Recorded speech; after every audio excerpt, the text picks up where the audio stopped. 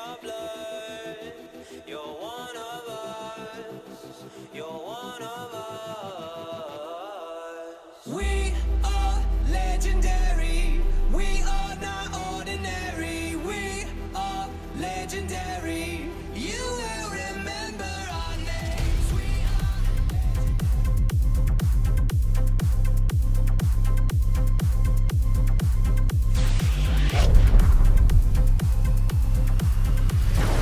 This is Mustang Baseball Live on Tradio.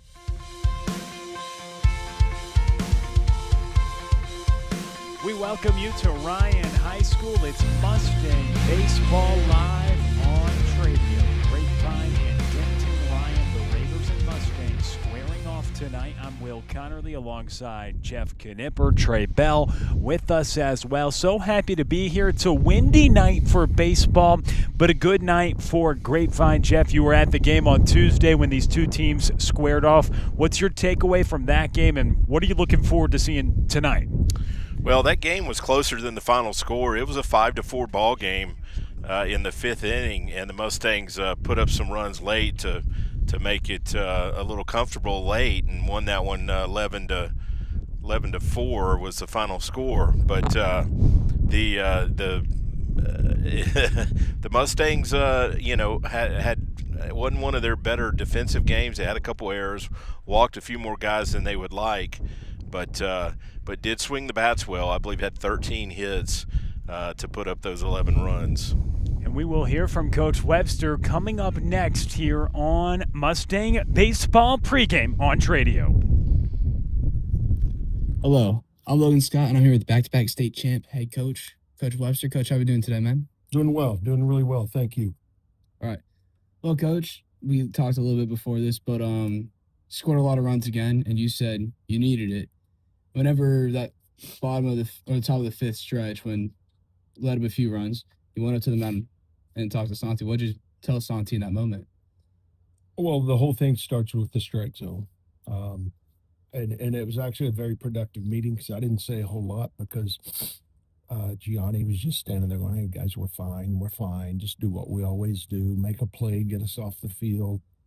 And so it was actually kind of relaxing, I think, for everybody because we had a couple stumbles that inning.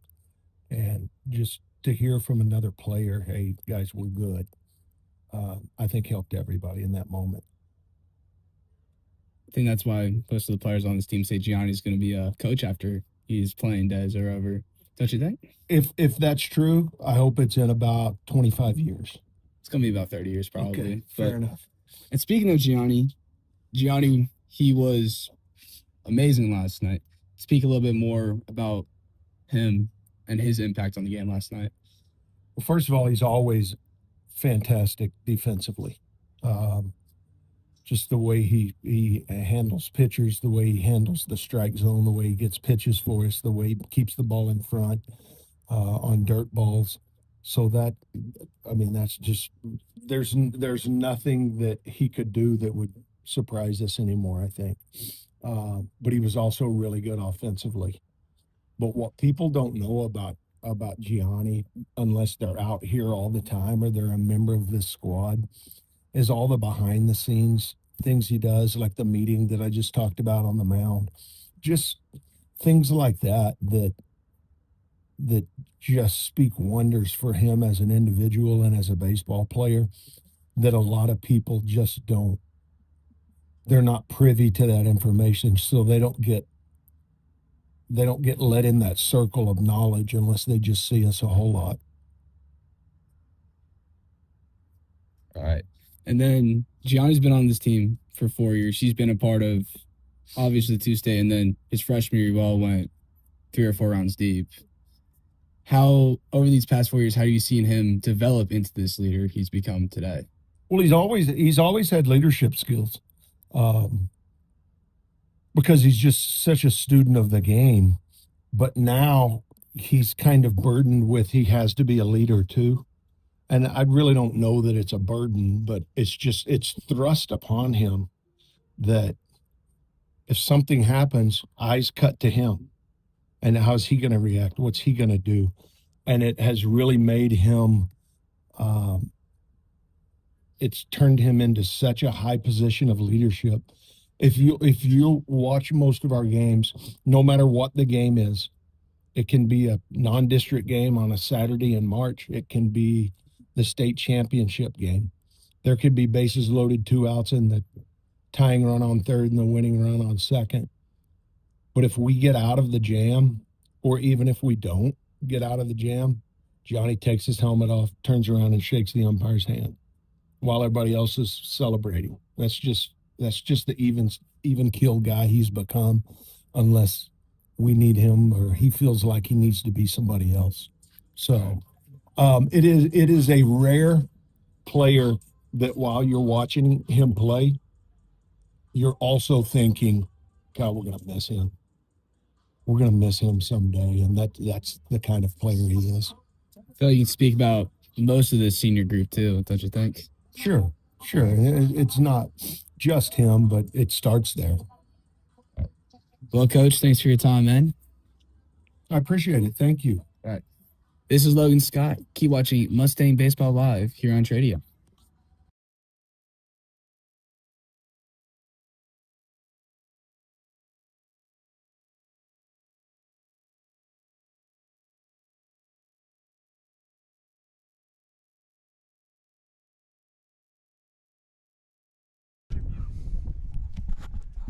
Okay, we're going to recap the game on Tuesday night a little bit more in depth.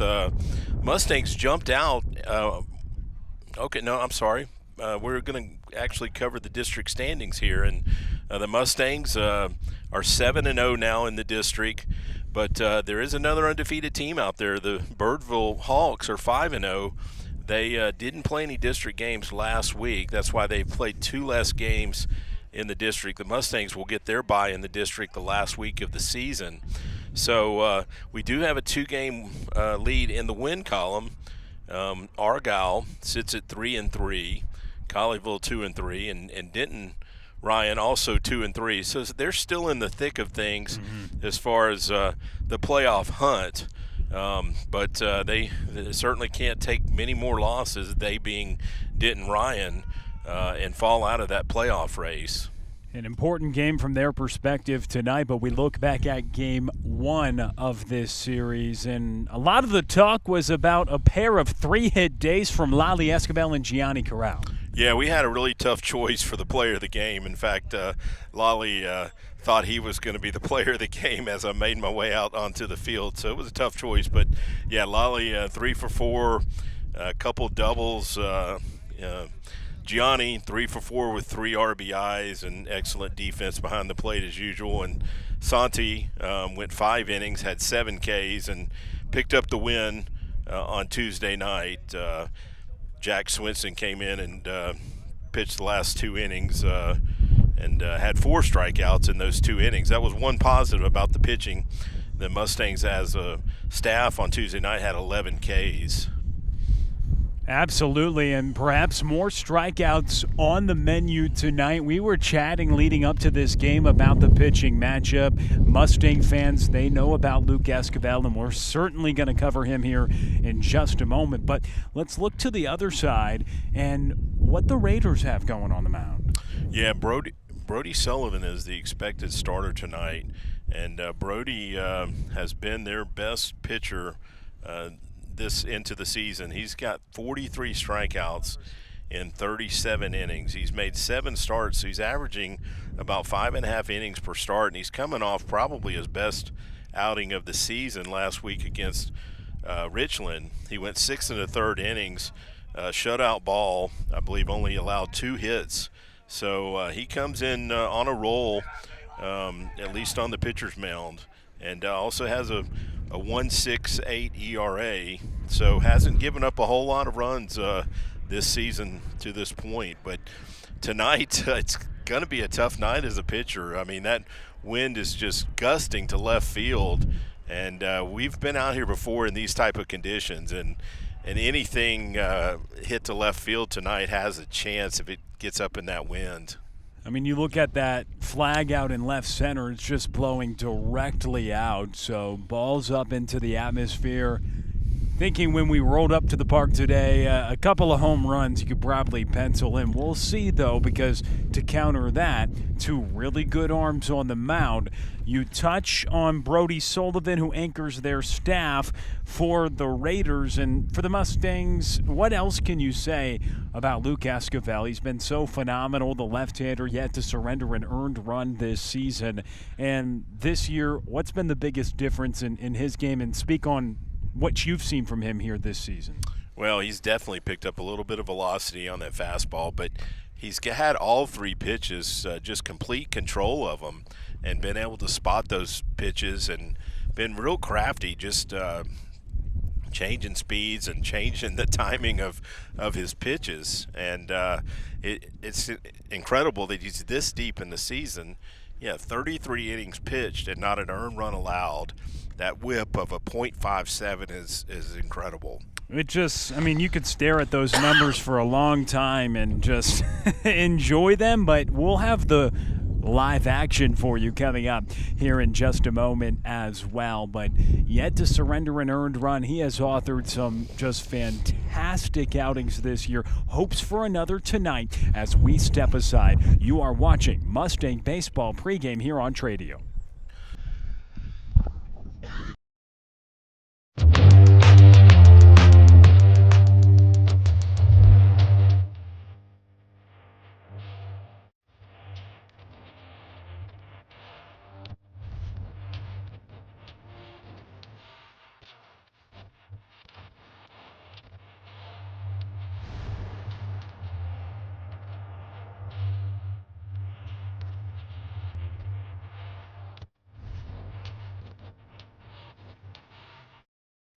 This is Logan Scott, and welcome back to Meet the Mustangs. Thank you to Gianni Corral. Gianni, to those who don't know you, please introduce yourself, man. Hi, my name is Gianni Corral. I'm a catcher here at Grapevine. I'm a senior this year.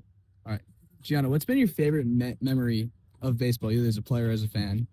I think the obvious answer is winning state, but I think to be specific, winning state our first time, just winning it in a walk-off fashion. All right. Why does everybody say you would be the best coach after your playing days are over? You know what? I think it has a lot to do with just growing up around a lot of coaches and just, I don't know, I just found it really a knack for it. I think being able to just be behind Webster and kind of feed off of a lot of his actions and what he does, it just kind of drew me to wanting to be a coach, you know? All right.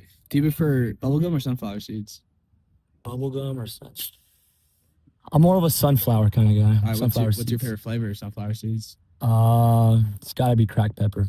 All right. And then who's your favorite pitcher you've caught for since you've been here? In my 4 years here, it definitely has to be Dason Hill, and then a very, very close second has to be Wes Cunningham after that, my freshman year.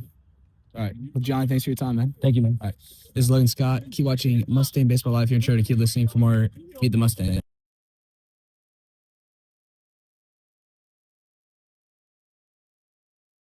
We are back to action here. It's Mustang Baseball Live on Tradio. He is Jeff Knipper. My name is Will Connerly. Getting ready for action happening here in just a few minutes tonight. Jeff, we touched on the starting pitching. We recapped the last game, but we go back to that segment too for a moment about the district standings, and I thought you brought up such a great point because we looked at Denton Ryan, and they had a pretty impressive record, 14 wins on the year. And from their perspective, at their home field, you feel like when the Mustangs go up against teams in district play, it's kind of a situation where, hey, we're going up against a two-time defending state champ, a team that's dominated this district. We're going to give them our best shot. And even with that, the Mustangs have still yet to lose a district game. How can they maintain that tonight as we take a look at the starting lineup?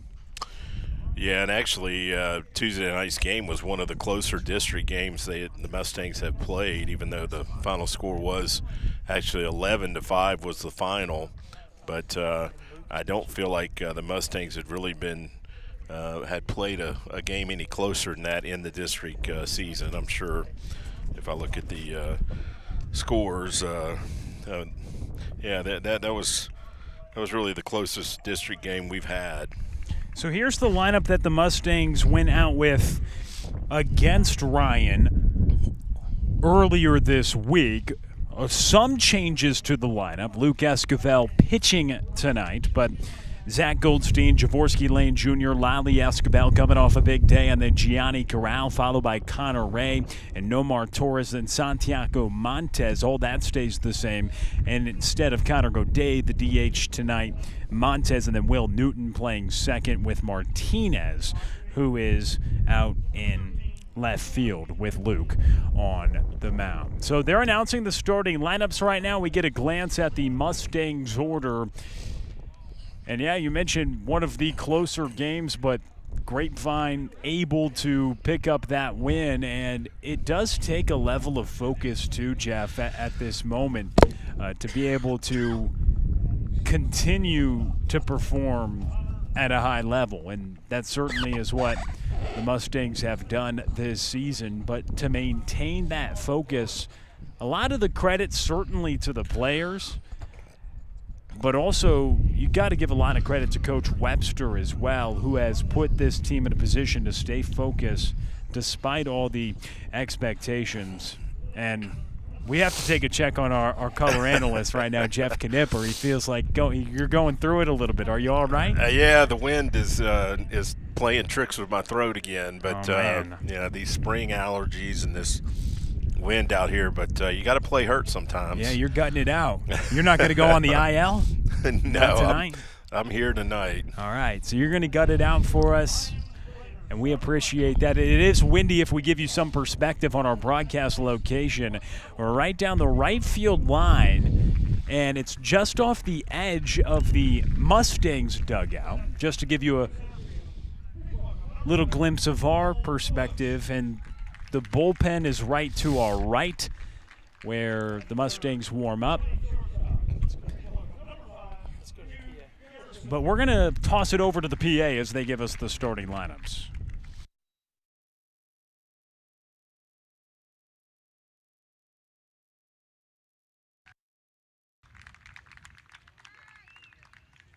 Batting fifth and pitching, number 8, Brody Sullivan.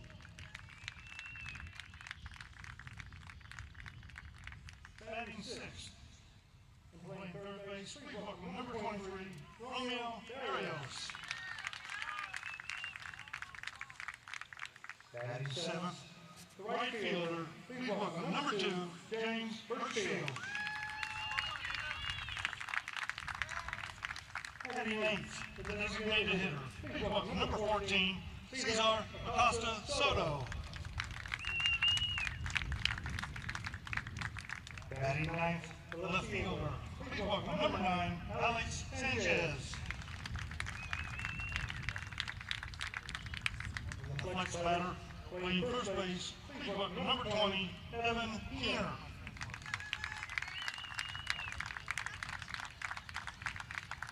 The head coach of the Raiders is Chris Slovaka.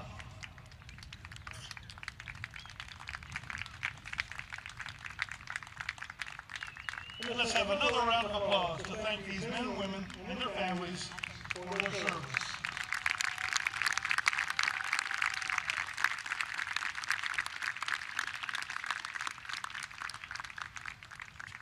And now, folks, we ask everyone to rise and remove their hats as we honor America with the singing of our national anthem, tonight performed by special guest Emma Tarwater.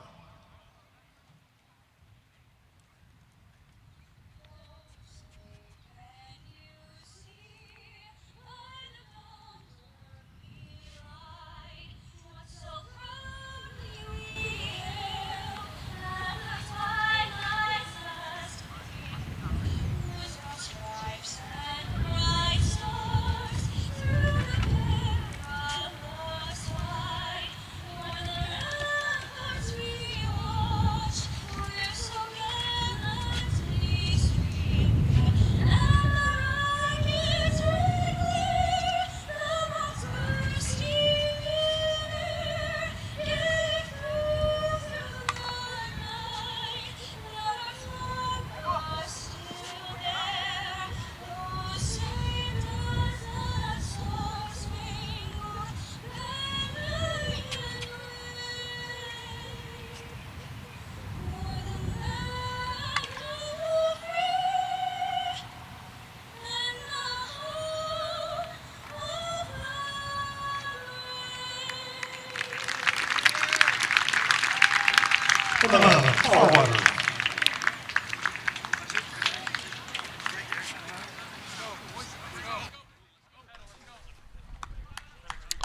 So the Raiders had veteran recognition night out here, and that was cool to see some of the veterans come out and get to be on the field with the players and have them recognized.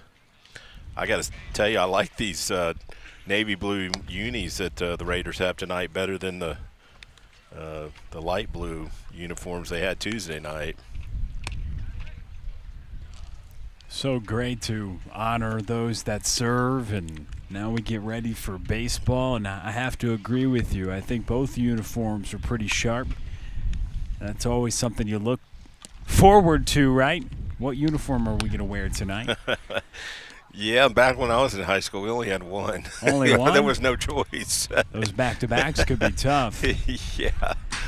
And that uniform had been passed down for about 10 to 15 years. Man, that was like when Charles Barkley said he showered with his uniform on to clean it. Just looking out at Sullivan, he's a left-hander, and I think in past seasons I felt like the Mustangs might have been a little more susceptible to a left-handed starter. We had a few more lefties in the lineup, and this year I think we're a little more right-handed heavy. Obviously, Luke Esquivel's a left-handed hitter. Zach Goldstein is a left-handed hitter, and Connor Ray is a lefty. So I believe 3 of our starting 9 hitting are lefties. In the past few years, we were probably more 50-50. So I don't think the Mustangs actually probably would prefer to see a lefty these days. So it is a left-handed hitter, like you mentioned. Luke Esquivel leading things off as we begin. The star junior hitting nearly 400 to go along with a 0 ERA on the season. He begins us tonight as we get a look at the ace in Brody Sullivan as well on the side of Denton Ryan and the Raiders lefty. First one inside for a ball. That was going to get out of play. Yeah, it's been a while since we worked a Grapevine game together, Will, but you probably remember Luke started the season a little slow at the plate, but has really come on in district play. He had back-to-back 4-hit games about a week ago, and that's what's got his average up pushing 400. And if you go back to last year, as he hits with 2 balls and a strike the count, he was hitting nearly 500 all year. Right one to the second baseman, Cooper Gonzalez, who makes the play. We give you the defensive alignment here for the Raiders. Sullivan on the hill, like we mentioned, working with A.J. Humphreys behind the plate. Cooper Gonzalez at second, who just made the play. Evan Keener at first. It's Garrison at short. Romeo Barrios at third. And then Bush, Birchfield, and Sanchez out in the outfield for Ryan. So 1 gone here in the top of the first inning. Here is the senior, Zach Goldstein. One thing we learned Tuesday night is the catcher, Humphreys, has got a cannon back there. He threw out 1 attempted steal, and also another time we broke on a ball in the dirt. He threw out Connor Ray on that play. We did steal a base, but Jaworski Lane stole that base. But Mustangs will have to be very selective when they run tonight, because Humphreys is really good at getting that ball to second base. 1-2 is down. Count is even. And you speak of running, well, Zach Goldstein, one of the top candidates in terms of his wheels on the base path. So if he can get aboard, that's something we could look at, and he may get aboard here. He's hitting with a full count now as that sails to the backstop. Yeah, Zach hasn't been in a really groove yet. Pops that one out of play right there. But past few seasons, he's tended to heat up as the season progresses, and so hopefully that trend continues this year. I mean, he has that experience in big moments as well, and so it shows trust that Coach Webster has in his senior hitting second in this lineup, despite some struggles at the plate as of late. But you certainly know he has the ability to come through in big moments. Another full count foul ball. It's been a key run scorer as well. Getting aboard about 40% of the time, a 400 OBP. That'll play. Yeah, he's been a productive hitter. He's laid down some bunts, moved some guys, and gets aboard here. There we go. He has 6 stolen bases, as we mentioned. Jaworski Lane Jr., the senior, first year with the program, transferred in. It was so exciting to see. And, well, Jeff, I really wonder what your impressions of Jaworski Lane Jr. here this season. The senior, a 360 average, but the OPS north of 1,000. Many expected him to produce, but it's been impressive that he has. Well, he leads the team in runs scored and RBIs. He had 2 hits on Tuesday night. He's really heated up in the district season. Coach talked about in his interview he was pressing a little hard early in the year. Just had a lot on his mind, trying to do too much. And as he's relaxed more, the talent has really come to play, and the production has followed. So Goldstein at first, the 2-0 pitch. Skied out to right field. And the grab is made. So Jaworski Lane Jr. flies out to right, a man who's been the engine of this offense this season, but that'll bring up a man coming off a fantastic 3-hit effort just a couple of nights ago as Lolly Esquivel digs in. Yeah, Lolly leads the team in home runs. Lolly's now got 3 home runs on the season, and Mustangs as a team, I believe, are at 8. So, well, he's driven in 25 as well. Yeah, we mentioned the 3 hits he had Tuesday night, and 3 of those RBIs came that night. That's, boy, the right fielder runs it down. All the way to the track. Lolly Esquivel got a good piece of it and nearly missed extra bases, but James Birchfield makes the catch out in right to retire the side. Mustangs strand 1 through a half inning, no score here from Ryan. Thanks for watching Mustang Baseball Live on Tradio. We hope you are enjoying the game today. We have a goal to reach 20,000 subscribers by the end of the spring. We need your help to reach that goal.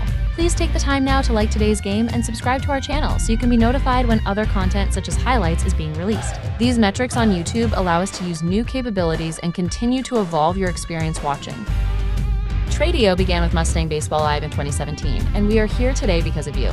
We are grateful for your support. Be sure to share this game with your friends and family. Go Mustangs! Hello, I'm Logan Scott. I'm here with Connor Goodday. Connor, to those who don't know you, please introduce yourself, man. My name's Connor Goodday. I'm a junior on the Grapevine baseball high school team, and I don't even know what to say, but that's about it about me. All right. What is one skill from a teammate you would steal and add to your game? Definitely the IQ standpoint from Gianni. He's great baseball IQ, and that would really help me in my game, I feel like. All right. Who is one pitcher from the major leagues you would like to add to your bullpen? Ooh. There's a lot of good pitchers, like current MLB pitchers. It can be anybody. I don't really care. Anyone. I mean, I'm a big Clayton Kershaw guy. He's a dog. And then I also a big young guy that I liked is Jacob Mizorowski for the Brewers. He's nasty. Okay. What's your favorite post-game meal spot after a win? Okay, it's either one of the two. My go-to is either Whataburger or In-N-Out, because that's the only thing that's like open at that time. Great pigs. And then who has the cleanest locker on the team? Cleanest locker? That's kind of hard because everyone's kind of messy. But cleanest, definitely Jackson Papadakis. He keeps it clean. All right. Well, Connor, thanks for your time, man. Of course. Right. Thank you. This is Logan Scott. Keep watching Mustang Baseball Back to Live action here from Ryan as Luke Esquivel begins his outing. Cooper Gonzalez, Cole Bush, and Jude Garrison due up for Denton Ryan, bottom of the first after the Mustangs get a walk, but strand that in the top of the first. This one sky to short. Conneray has it.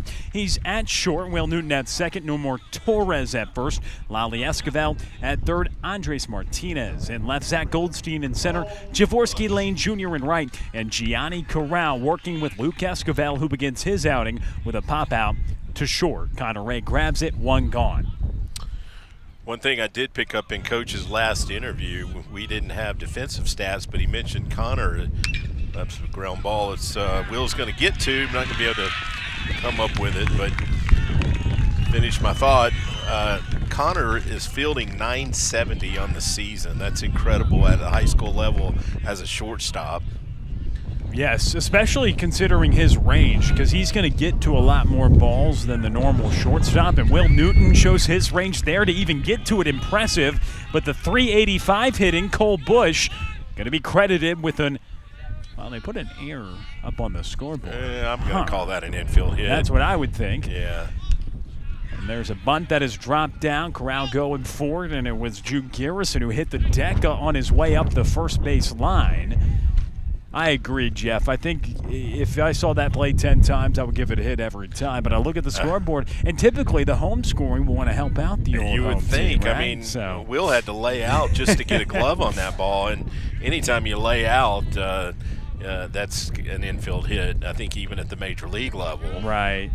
I guess who knows what it says in the official scoring. Bush had one of the 2 hits for the Raiders on Tuesday night. And he gets aboard here as Escobar showcases a move. So Cooper Gonzalez pops out to short. And then Bush, who leads the team now with 28 hits after that infield single, stands at first with Jude Garrison at the plate. And he takes inside. Garrison, he's hitting .361 on the season, Jeff, with a north of 1,000 OPS, getting on base 49% of the time. But a really good 3-hitter here for the Raiders this season. Yeah, we looked at the Raiders team OPS, and he's running. And that one is down. Lane comes up to gather, but from first to third goes Cole Bush. Runners on the corners with just one out as Jude Garrison showcases his stroke to right field. The Raiders as a team coming into Tuesday night's game, they were hitting over 300, and the OPS was north of 900. So they have some good offensive stats as well as team pitching stats. And here's A.J. Humphries, the catcher. He's been the ultimate tough out this season, leading the team with 20 walks in just 21 games, a .521 on-base percentage for him. Wow. Out of the cleanup spot, you like to have a man be patient, and that's what he's done. Runners on the corners. Can Luke Escobar work out of some early trouble? And he goes to the off-speed to steal strike one. Yeah, I think that was a straight change right there. Just fooled Humphries, obviously looking for a fastball. Humphries hitting .306 on the year, 15 hits, 3 doubles, 2 triples. He's driven in 10. Another swing and a miss. Luke Escobar, I mean, he's pretty much been, it's hard to say perfect, but he's had a perfect season nearly to this point. He's just been so phenomenal. Yeah, those strikeout numbers are definitely up from last season, over a strikeout and a half per inning. And this is what spot where you want one. He went high fastball, but too high. He tried to let that one eat. He has the velocity. Just his second year in high school, but technically a junior. Can get up to 93 on the hill. Speaking of perfect, his record is perfect, 7-0 on the mound. 1 ball, 2 strike count here with 1 out. And then foul ball. Count remains 1-2. Something we learned from his dad when he was on the broadcast a couple weeks ago. Luke had never actually lost a game as a pitcher until last season. Really? He lost one of our playoff games. He got beat. And that was the first in his whole career. That's incredible. And no blemishes on that resume this year. 2 balls, 2 strikes here to Humphries. I mean, last time I got the pleasure to see Luke Escobar pitch, it was against Colleyville Heritage, and all he did was go 6 shutout innings, and he had 12 strikeouts in that game, and he's had 3 different outings of 10-plus punch-outs. It's been pretty phenomenal. As he goes to the changeup and pulls the string, A.J. Humphries goes down swinging. Yeah. That got you excited, didn't it? Yeah. He came at him with 2 fastballs, and then just got him looking fastball, and it looked a straight change right there that Humphries was way out in front of. So that brings up the pitcher, Brody Sullivan, trying to help out his own cause with 2 outs, runners on the corners. That's the 54th strikeout of the year for the left-hander, Luke Esquivel. In what is just now 34 innings under his belt, he has 54 strikeouts. Yeah, sometimes we talk about pitching to contact, but when you've got a runner at third base and less than 2 outs, that's when you're looking strikeout, and Luke dialed one up right there. Brody Sullivan at the plate, hitting above 300. Ground ball gathered at first there by Nomar Torres, and he wins the race to the bag. So Luke Esquivel, despite runners on the corners and just 1 gone, a strikeout, a ground out, and no score after an inning.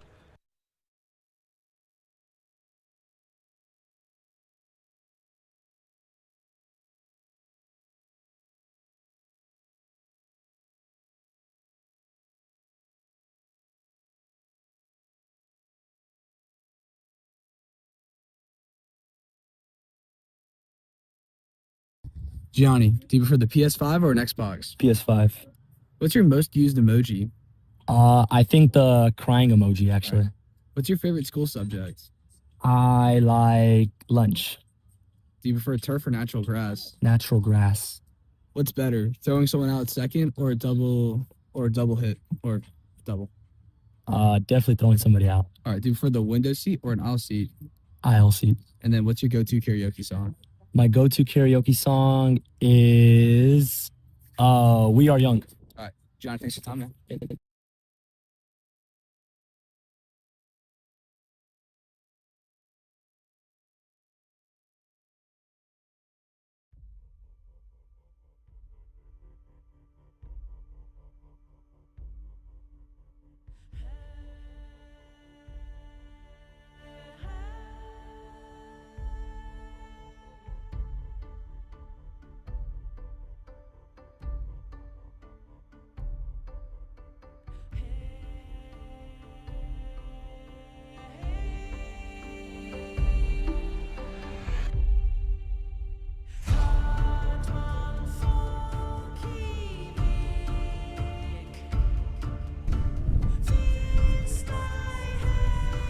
We welcome you back to Mustang Baseball Live on Tradio. Thanks so much for tuning in, getting a look at our home plate camera. That brought to you by Action Logistics. Big shout out to them providing that camera tonight.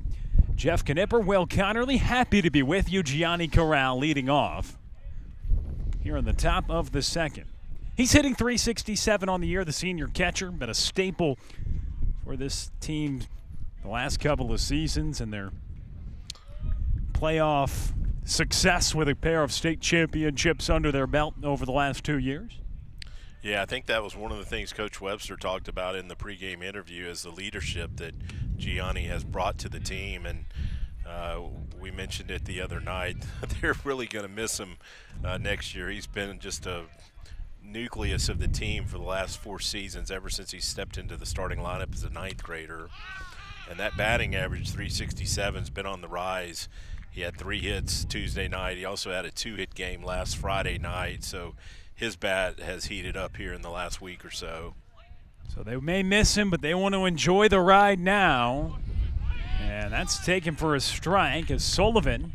It's a battle of left-handers tonight. 2 lefty aces. Brody Sullivan and Luke Esquivel. Each put up a 0 in the first. Corral starting the second, a swing and a miss. And so Sullivan showing his strikeout stuff, his first of the night. And they throw it around the horn, and Connor Ray will come up to the plate.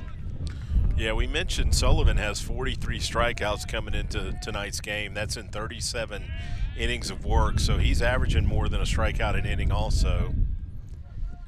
Here's Connor Ray. You're reading that right. Yes, he's hitting .426 this year. And he's scored 20 runs as well. Leads the team with a .426 batting average, and he's getting on base at a .566 clip. What else can you say about Connor Ray? The OPS north of 1,200. I can keep going on the numbers, but that's all to say, Jeff. He has been just fantastic with the bat in his hands. Yeah, he had a hit Tuesday night, but he also had a couple of walks, so was on base 3 out of 4 plate appearances. You kind of have to do that when you're donning a OBP close to 600, but a 426 batting average. And the thing you pointed out to me and did those deep dive on the numbers is that he has a great eye, gets on a lot, 20 walks, but he's only struck out 7 times as well. Really tough. He'll try to be tough with 2 right now with a 1-2 count. Oh, and that's he well hit. drills this one to right center, but right at Cole Bush. And he makes the grab. Well struck ball with 2 strikes, but now there's 2 down. Yeah, Bush got that one on the edge of the warning track out there. The balls that are going to really carry well are going to be hit to left, center, and left. I don't think the wind held that one up, but it didn't help it in any way. But if someone can get one up into that left center gap or down the line, that's really going to help that ball carry. And that ball carries out of the hand of Brody Sullivan to the backstop with Nomar Torres at the plate, a 1-0 count. Torres, another guy that is no slouch at the plate, hitting over 400 as well. A 418 clip on the year. He's hit a couple out of the park as well. And with 22 runs driven in, he's another really tough out toward the bottom of this order. Nomar Torres in the 7th spot as Trey Bell puts those numbers up, and pretty impressive. 418, 22 driven in, and 2 home runs for the senior. Boy, he had a good cut right there, just missed it. But Torres was another guy that had 2 hits on Tuesday night. Mustangs had 4 guys with multiple hits, and Nomar was one of those guys. And he has only struck out 5 times this season. So takes those big hacks, but has really good bat-to-ball skills, the 2-2. That's right off of the catcher mask of A.J. Humphreys behind the plate for a foul ball. Yeah, he does a good job staying back on the breaking pitches and has a quick bat, so usually can catch up with anyone's fastball. And he catches up here, smokes it out to left field, and it's a 2-out single for Nomar Torres. That brings Santiago Montes to the plate with 2 down. Yeah, interesting that Santi's the DH tonight. We saw Connor Goodday in the DH role Tuesday night, and I wonder if maybe because of the wind conditions, Coach Webster's thinking, well, if Santi gets anything up to left field with his power, it could definitely leave the yard, but I'm just speculating on that. He takes the first low and inside. The senior has 9 RBIs on the year, and for all that we talk, and much deservingly so, about Luke Escobar, he too has been a really quality arm out on the mound for Grapevine this season, but looking to do damage with the bat with 2 outs. A quick check down to first, and Nomar Torres, who had a 2-out single to left, gets back in time. Yeah, Santi's been that dependable second starter here in the district season. Wasn't sure who was going to fill that role. Actually, thought Lolly might be that guy coming out of the tournament season, but Santi, ever since that Colleyville series, he's been the second starter in the district play. That's 1 hops a shortstop. And 6-4. The force at second ends the frame. We go to the bottom of the second. Still no score here from Denton Ryan.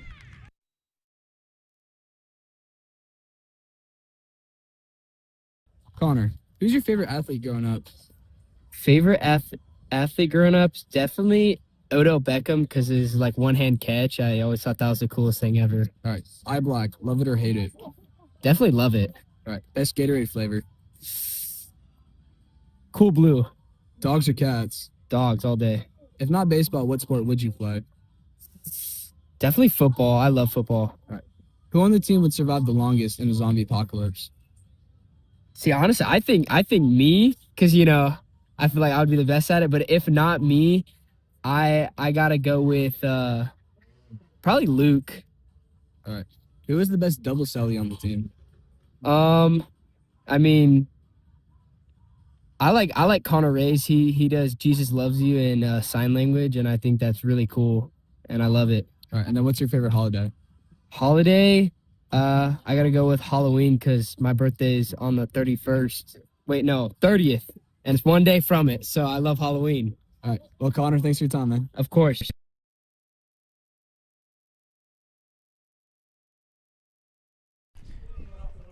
We're back with you on Mustang Baseball Live. So great to hear from Connor Goodday talking about who has the best walk-up song on the team. So good. You see him warming up.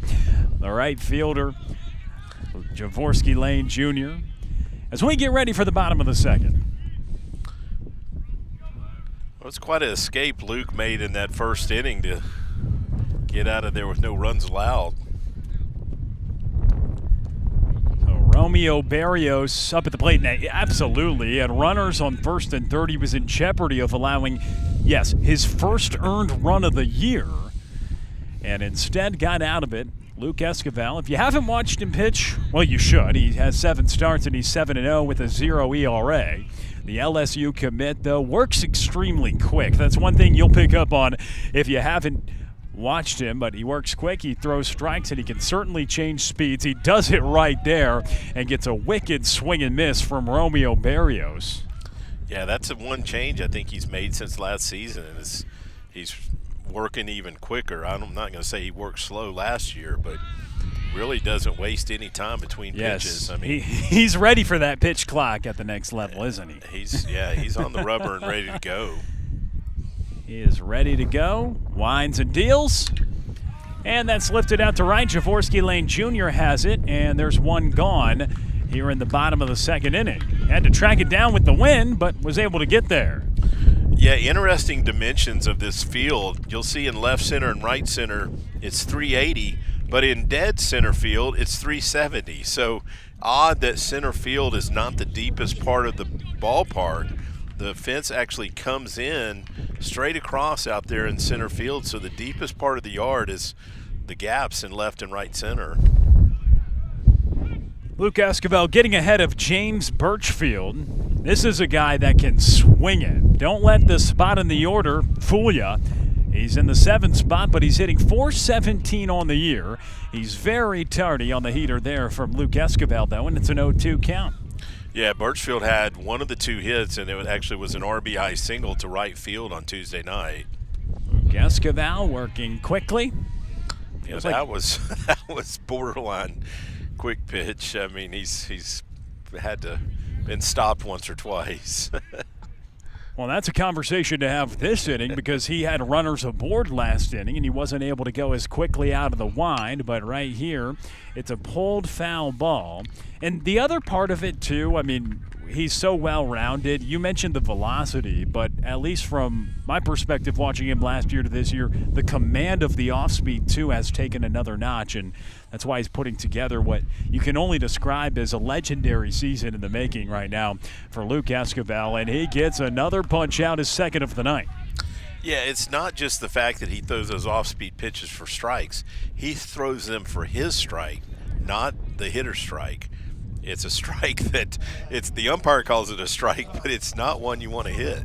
Exactly, and you see a lot of really good pitchers around DFW. You really do. But the difference between Luke Esquivel and other highly rated prospects that you can see throw hard is some of those guys will walk some batters. For Luke Esquivel, he's thrown over 34 innings this year, and he's only walked 4 batters as that ball is grounded through the right side. Jaworski Lane Jr. almost makes the incredible play at first base, but Cesar Acosta Soto, the DH, is able to leg it out. Yeah, you just don't see that at the high school level coming up from right field throwing to first, but that was a bang-bang play. Jaworski's got a cannon. In fact, we thought we were going to get to see him show it off on Tuesday night, and he didn't come up with the ball clean, but he showed it off right there.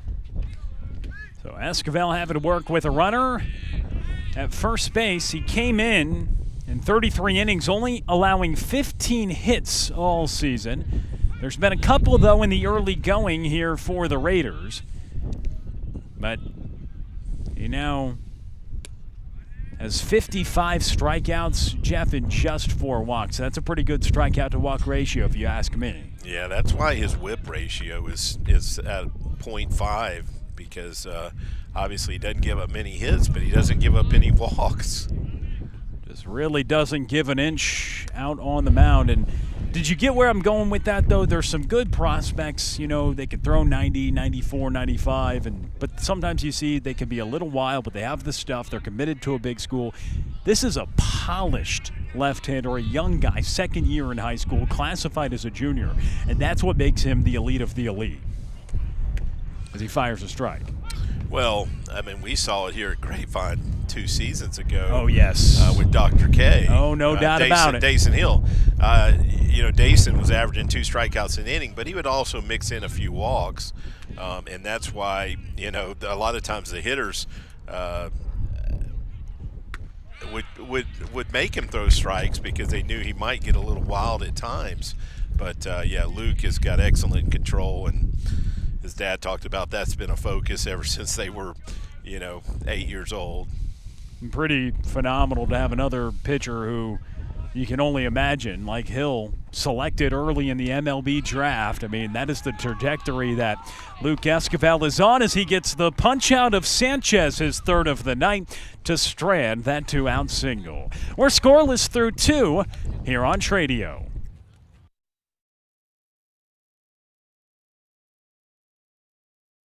Luck if the pitcher holds them tight. They're going to square to bunt.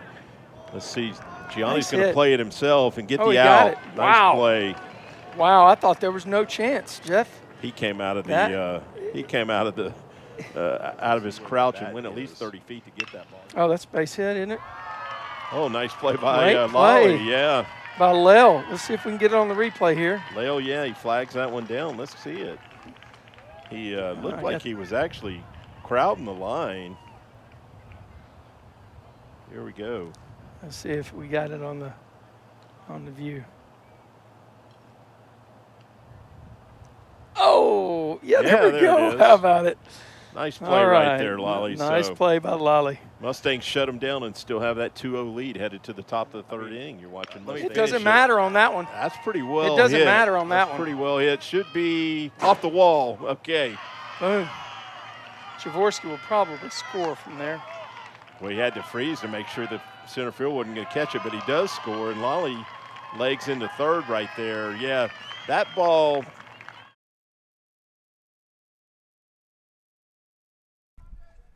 We're back to action. Here from Ryan, no score after 2 innings. Jeff Knipper, Will Connerly. Jeff Knipper, he was on the call just a couple of days ago when the Mustangs score 11 runs and pick up an 11-5 victory to stay undefeated, move to 7-0. Currently atop the district right now. And Will Newton leads us off as we start the 3rd. Andres Martinez, check that. Yeah, I think Andres is hitting over 300 on the season. We have seen him also. He'll play some third base when Lally pitches. And that is a nice stroke out to left center, and it hits off the glove of Bush. Martinez getting to second. And the Mustangs with a runner in scoring position to begin this inning. Andres Martinez, you got to get his name right when he does stuff like that. Yeah, he found that jet stream to left field right there. That ball fell just short of that 380 sign. The center fielder Bush did a good job running it down and actually got a glove on it, but just couldn't squeeze it. But Andres has shown a little bit of power. He hit one off the wall earlier in the season, but he's not a guy that you would expect to hit at 380. And that was a little bit of help from the wind. Raiders going to come in and pitch the corners expecting a bunt. So some adversity for Brody Sullivan after what you would think would go down as a double for Martinez. Could have been a ball that Bush could have got, perhaps hit off his leather. Yeah, I think that's a base hit again. Yeah, he's not. Luke is not bunting, and the wind really aggressive here. Luke Esquivel back to the top of the order here for Grapevine as Andres Martinez leads us off with a double. Esquivel just shy of 400 on the year. He's got north of 1,000 OPS to go along with that remarkable 0 ERA. He's already tossed a pair of scoreless innings on the mound tonight with 3 strikeouts, trying to help his own cause here. And he grounds this up the middle. Martinez being waved home. Bush comes up, but no throw to the plate. And Luke Esquivel with an RBI single gives the Mustangs a 1-0 lead. Yeah, good job of hitting right there. Just took it right back up the box, and the Bubbles make an appearance on the road. We've seen the Bubbles lately at the Corral, but they have hit the road and made the trip to Denton. That brings Zach Goldstein to the plate. We've got a courtesy runner. That's Cash Kircher in to run for Luke. Luke comes through with an RBI single, his 15th run driven in this year. Well, Cash has got some flashy shoes on. Those, got some sparkle on those spikes. Bling, I guess, is what you'd call that. You have to have some nice kicks if you're into courtesy run, right? Yeah, I've never noticed that until tonight. Yeah, sparkly, shiny. And the bunt being dropped down and foul. You mentioned Zach Goldstein. He's able to produce at the plate, get on base quite a bit, and he does a lot of things at the second spot of the lineup to set up the big thumpers in the middle of this Mustangs lineup, bunting a runner over. The job he's tasked with right now. And there's a glance at those kicks. You see the sparkles, the bling. I believe the Nike swoosh as well. Yeah, we saw Zach lay down a nice sacrifice bunt on Tuesday night. And he hits with 2 balls and a strike. So a double by Andres Martinez, an RBI single by Luke Esquivel. 1-0. Mustangs have the lead. Luke Esquivel handling the bat very well atop this order. The premier two-way star. And now Zach Goldstein trying to continue the line, hitting with an advantageous 3-ball, 1-strike count. And the pitch. Oh, right over our head. Goldstein hits it right toward us. And that goes a long way in foul territory. If he straightens that out, that's certainly extra bases. But instead, just a pulled foul ball out of the reach of Jeff Knipper. This one he pulls on the ground. That's to second. They try to get the force, and they do. So Goldstein reaches on the fielder's choice, and the courtesy runner with the blingy kicks, Cash Kircher, is cut off the base paths. I don't know if blingy is a correct word for that, but that's what you were calling it. Yeah, it's got some bling to it. I'm glad we got a shot, because I don't recall seeing those in Tuesday night's game. And Cash has been on the bases a lot. He runs for Gianni at times as well. Right, when you're the courtesy runner for guys that get on base 40 to 50% of the time. Yeah, at the high school level, you get a courtesy runner for your pitcher and your catcher. So we have seen Jackson Papadakis in that role. We've seen Cash Kircher in that role. And it's an important role when those guys get aboard so often, especially at the spot of the order they're in.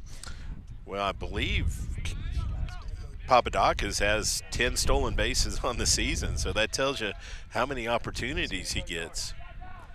So Javorsky Lane Jr. at the plate, a 2-0 count. Producer's calling a home run ball here. That's well hit, but that's going to be a double in the gap, maybe 3 with Javorsky's 3 speed. hops off the wall. Goldstein being waved home, and Javorsky Lane Jr. digging for third. He slides in safely as the ball sails in front of the Ryan dugout. It's 2-0 Grapevine here in the top of the 3rd inning.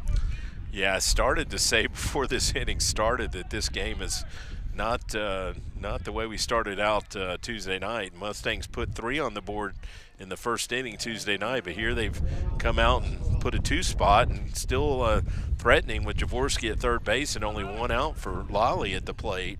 Javorsky Lane Jr., he's been a machine. He's been the engine of this offense, leading the team in runs scored, RBIs, and stolen bases with 14. He legs out a triple. Now Lally Esquivel pops this one up in right field. And what a ranging grab made by Cooper Gonzalez, but deep enough to score a run. A sac fly that was caught by the second baseman. Credit Lally Esquivel with an RBI. Jaworski Lane Jr. scores a run. His team leading 30th run scored of the year. Yeah, the Raiders thought he might have left early. They just appealed to third base, but no luck there on the call.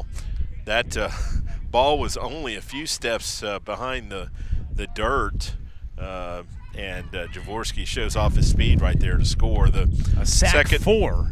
Yeah, second baseman fortunately was going away from the plate and had no momentum, but yeah, excellent speed to score right there. Not many guys are going to be able to tag on that ball. So Lally Esquivel doing his job, leading the team with 3 bombs, but all he needs is a little pop out to second to drive in a run there. Yeah, that's a pretty fortunate sac fly. I mean, you don't see that every day, a sac fly caught by an infielder, but that was the case there. And Gianni Corral, a 367 hitter on the year, takes the first for a ball. So the Mustangs offense has arrived after scoring 11 runs. You can pretty much pencil them in for double-digit runs every ball game, but they have 3 here in the top of the third. Yeah, 4 straight games currently, a 4-game double-digit streak offensively. Swing and a miss by Corral. He struck out swinging his first time up. Inning started with the double from Andres Martinez. Luke Esquivel had an RBI single. And then Jaworski Lane Jr., he comes through with a triple, his 4th triple of the year. That ball is pulled to left and in front of the wall. Alex Sanchez makes the catch, and the side is retired on the flyout to left by Corral. But the Mustangs strike for 3 as we go to the bottom of the third.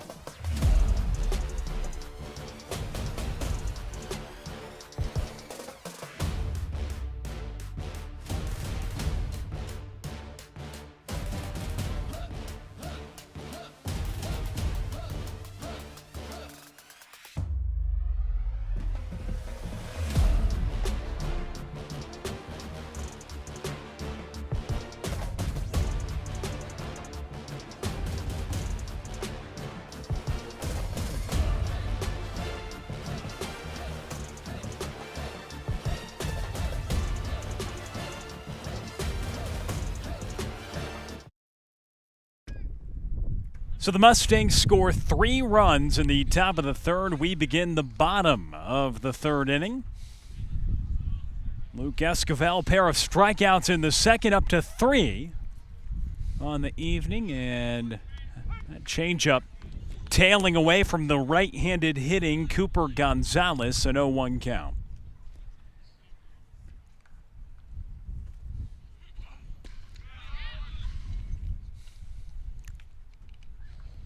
Gonzalez, a pop-up to Ray.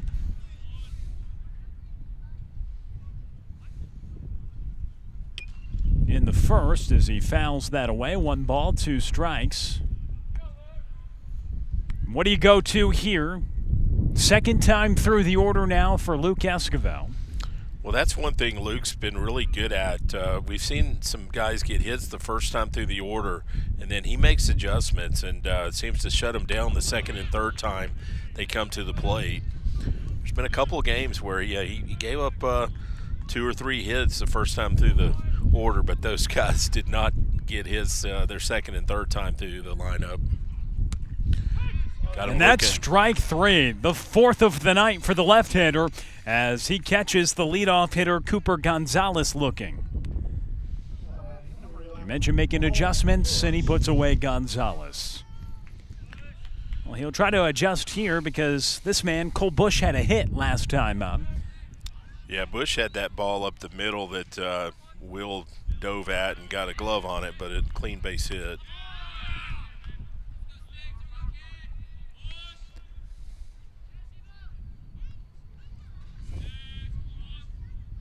One-0 count here to Bush. And time is called for a moment. And a ball is going to be assessed on the count, 1-0 count. It was already a 1-0 count, so. Yeah, I think. So they give another ball 2-0 count. Okay. I think they slowed him down. He was trying to. Yeah, I think the umpire stepped away and made him slow down. So with the quick pitch violation, he gets assessed a ball, but goes right back to work and gets consecutive strikes. Now a 2-2 count. Here to Cole Bush, leading the team with 28 hits after having one in the first inning, boasting a 365 batting average on the year. He had a good cut at that fastball right there. It's up around the belt. And that's strike 3. Luke Esquivel has struck out another batter and continues to showcase his good command, this time with the fastball. Great spot right there, just on the outside black, down around the knees. Bush was hoping that the umpire didn't call it a strike because it would have been a tough pitch to hit. And Bush, a guy that doesn't strike out much, just his 7th time striking out this season. But he goes down looking right there. It brings Jude Garrison up to the plate here with an 0-1 count. I just noticed they have the players' pictures out on the scoreboard. That's pretty cool for the high school level. We don't see that much around the Metroplex. Swing and a miss, 1 ball and 2 strikes. As Luke Esquivel's looking for the shutdown inning after the Mustangs score 3 in the top of the 3rd. And working quickly, he thought he had strike 3, but it just misses on the inner half. Yeah, Garrison also had a hit in his first at bat. That's this is that spot where Luke seems to make that adjustment, and he's going to go full right there. Garrison, 361 batting average on the year, a team high 5 triples as well. Getting on base nearly 50% of the time. The 3-2 misses high, and Luke Esquivel issuing just his 5th walk of the season. In about 36 innings of work, a rare sight, but he goes right there for a free pass. Yeah, you could see he was not happy about it. I don't know if he lost his grip, but seemed to know at the time of release that he had missed the strike zone. So he struck out the first 2 batters of the inning, but issues the walk to Jude Garrison, brings up A.J. Humphreys, who he struck out swinging in the first inning. Esquivel already with 5 strikeouts through 2 2/3, and the first one misses down as Humphreys lays off.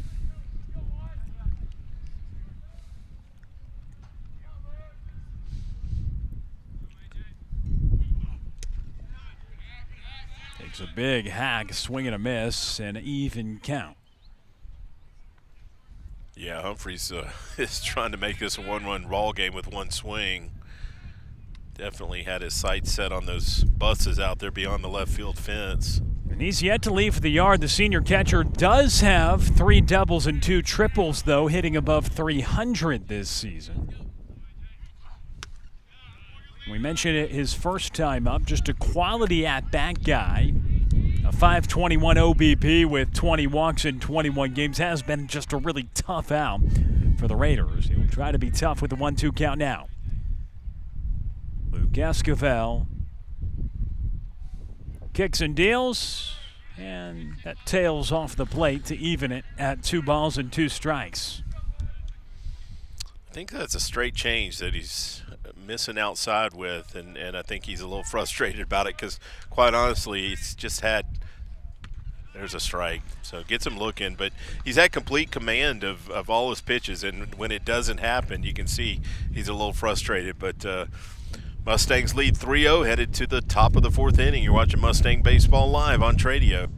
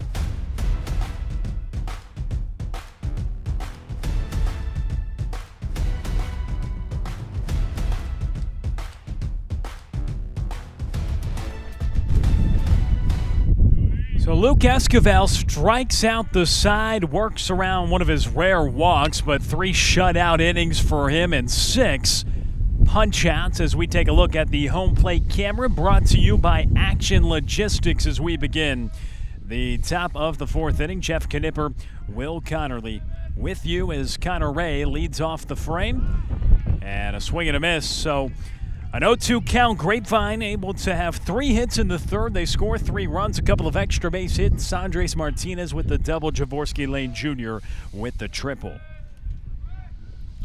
I believe Connor lined out to center in his first at bat, hit it pretty well, but Bush tracked it down. Oh yeah, that belief is correct. Okay. yeah, you've got the book to confirm it. My memory's a little shaky, as Trey can confirm. As Ray goes to the opposite field, and he'll be rounding, but it drops in foul territory. Yeah, just curved foul there. Was trying to find the line over there. He's got good power to the opposite field, so if he hits something up in the air in that left center gap, he definitely can get out of here that way.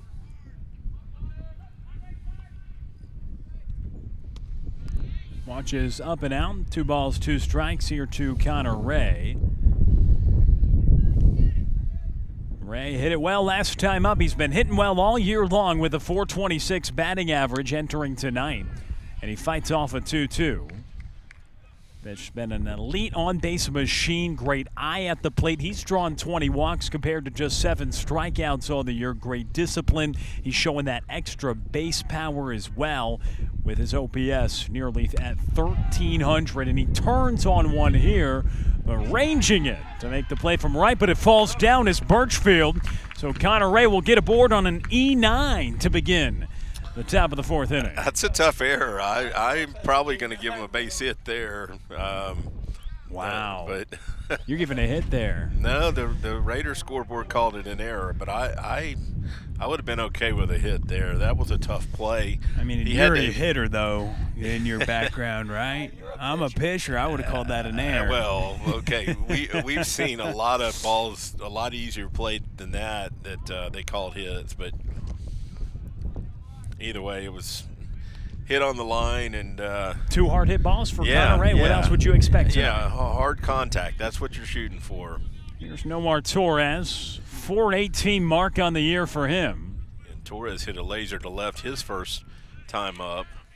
Single. Yes. And how about having your 6 and 7 hitters both hitting well above 400? Yeah, Coach Webster talked about the length of the lineup and how you can't pitch around anybody. And Connor and Nomar are the best example of that. And it's why they are, again, one of the best teams across the state here this season. They'll try to continue to prove that. Runner is off, ground ball to short. So Ray being in motion will get to second. That eliminates the double play potential.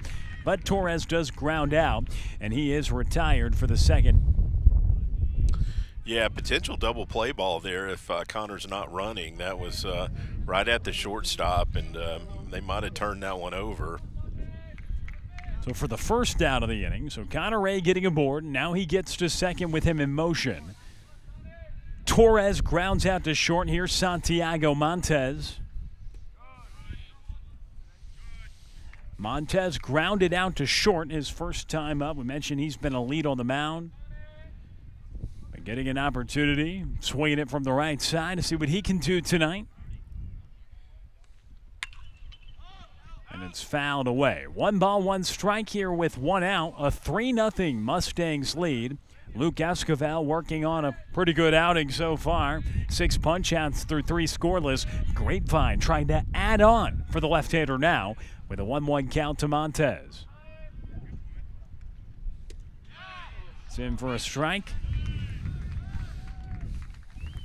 I feel like the Mustangs as a whole are getting better swings their second time through the lineup against Sullivan.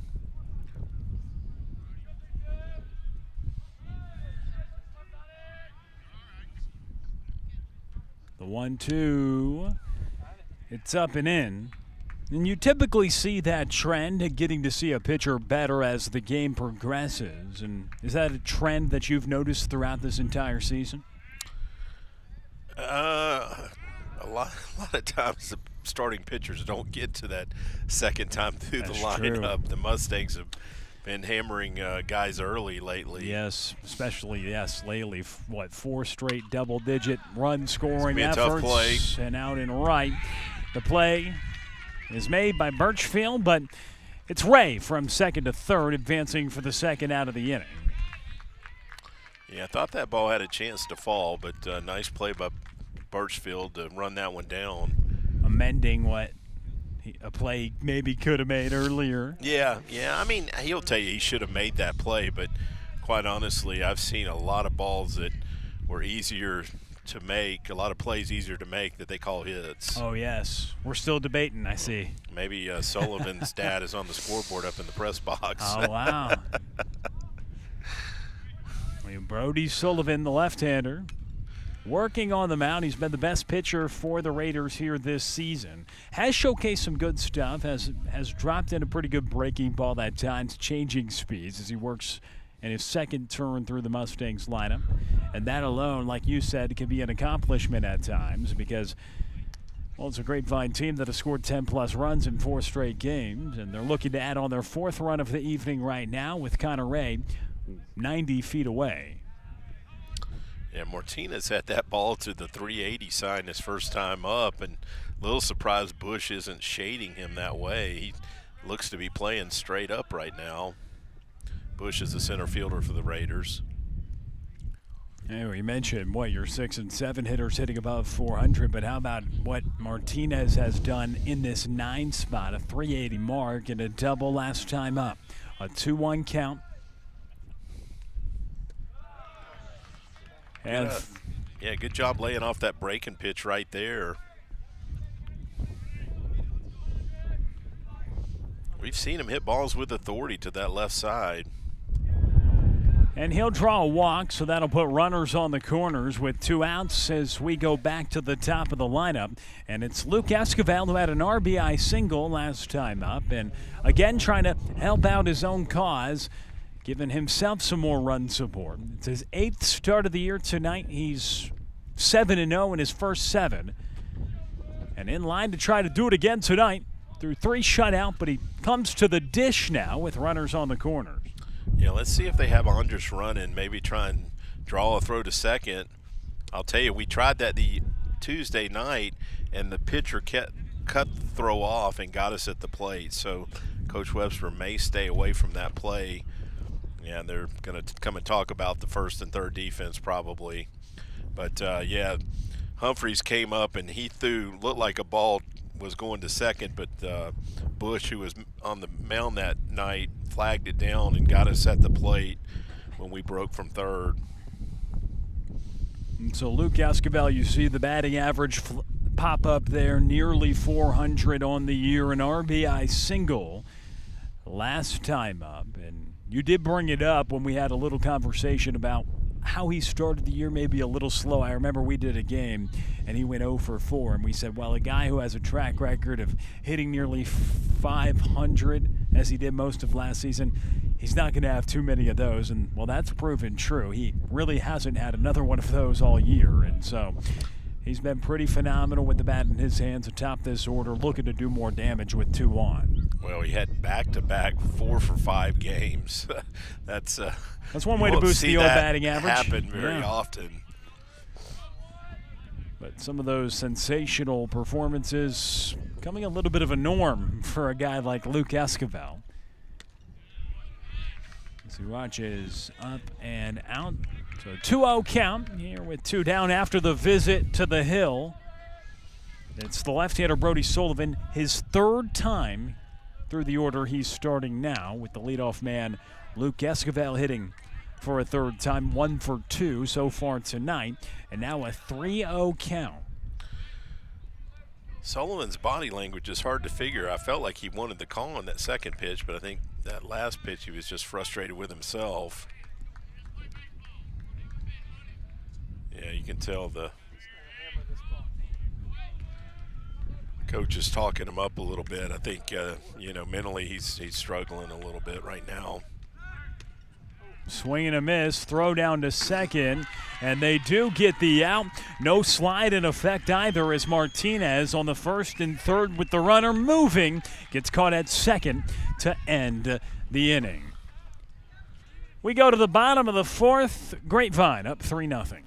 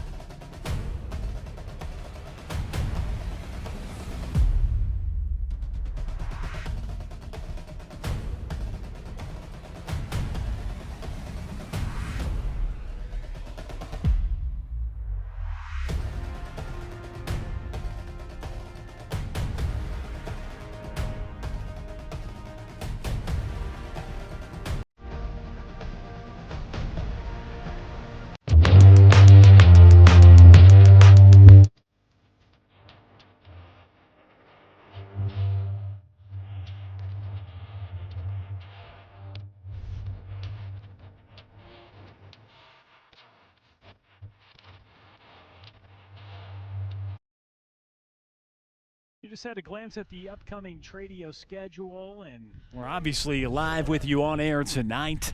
For those that don't know, Tradio covering the baseball seasons for Grapevine and Fort Worth Christian this year, and they'll both be back in action on Tuesday as Grapevine heads to Birdville. Big matchup. I know you've circled that for months, as now these two teams, undefeated in district play, could potentially be colliding if they both win tonight with two undefeated teams on Tuesday. Just taking a peek at what Birdville's doing tonight. They're up 5-0 over Ridgeland, so it looks like they will be 6-0 coming into that game. Obviously, the Mustangs have work left to do here, but hopefully can come out on top tonight, and we'll see two undefeated teams square off Tuesday night at Birdville. Grapevine looking to move to 8-0 in district play. Birdville with a win tonight would be 6-0. So that'd be a primetime battle as that's grounded up the middle there by Brody Sullivan. So Sullivan, we saw working hard out on the mound, grounds it up the middle. Yeah, kind of did what Luke did to him, just took it right back up the box. Of course, he was in a 3-1 count there, so was able to sit fastball and got it and hit it right back up the box. We see a courtesy runner here for Sullivan, who is the pitcher for the Raiders.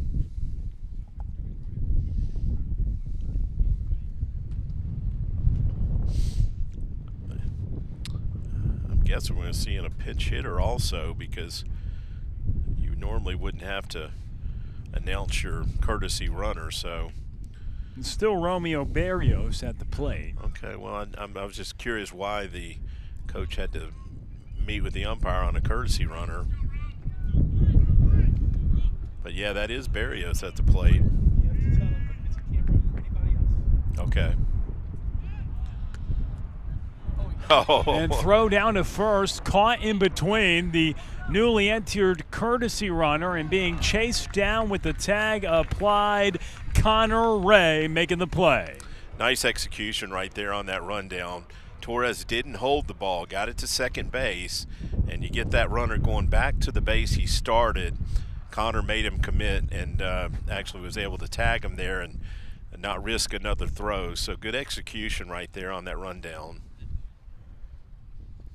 So Barrios now hitting with a 1-0 count, but no longer a runner on base after Brody Sullivan's single to begin the inning. He's cut off the base paths with Connor Ray making the tag. And the 2-0 is a swing and a miss by Barrios, who flew out to right field for the first out in the second inning. His second time up now, and it drops down a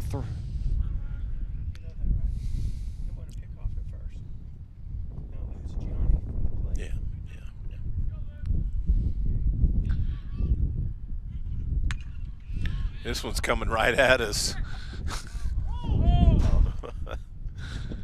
Okay, it stayed in play there, and Torres couldn't get to it. The wind kept that one in play. That probably would have been on top of the Tradio equipment.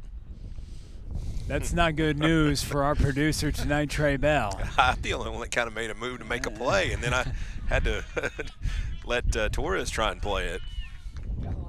You made a lot of plays in your day over at first base. That one is upstairs. 3 balls and 2 strikes.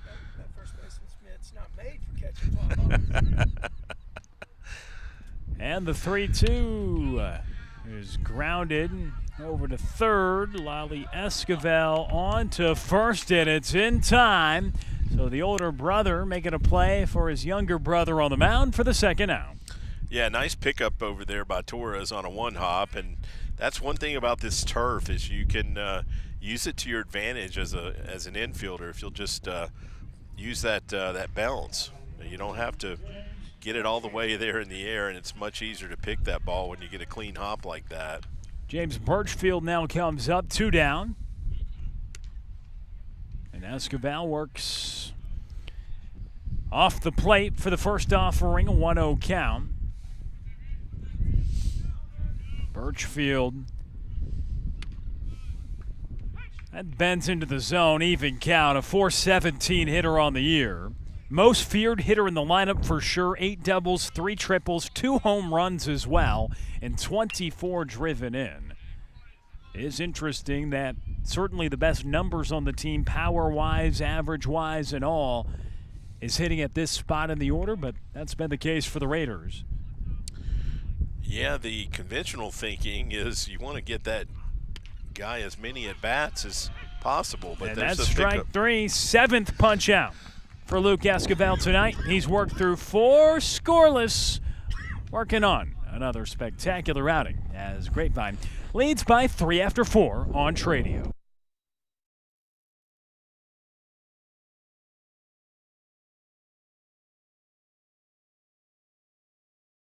Numbers about a week ago, and he was. Oh my that's gosh! Well hit. Let's see. That's out of here, Trey. Put Wow. another one on the board for the home run total, and that's Nomar's second on the year. And that got out of here in a hurry. Didn't have time to really even call it. Nice graphic right there. That was just a tomahawk shot. Gosh. So Mustangs now on a 6-0 lead, and Right. okay, that's it should be 2 right there. Will's going to turn it. Not going to. Oh, got him. Okay. Wow. Nice turn right there. Wasn't sure they got him. He got down the line to hurry, but Mustangs. Let's see what we got, Jeff. Okay, let's see that replay. Tell you what, we'll be back with more Mustang Baseball Live on Tradio.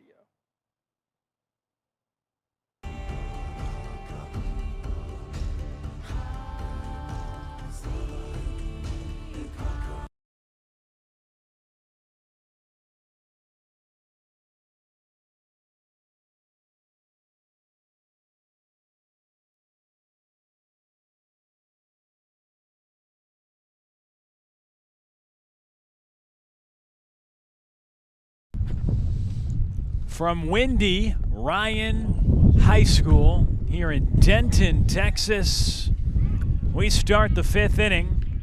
On Tradio, Mustang Baseball Live.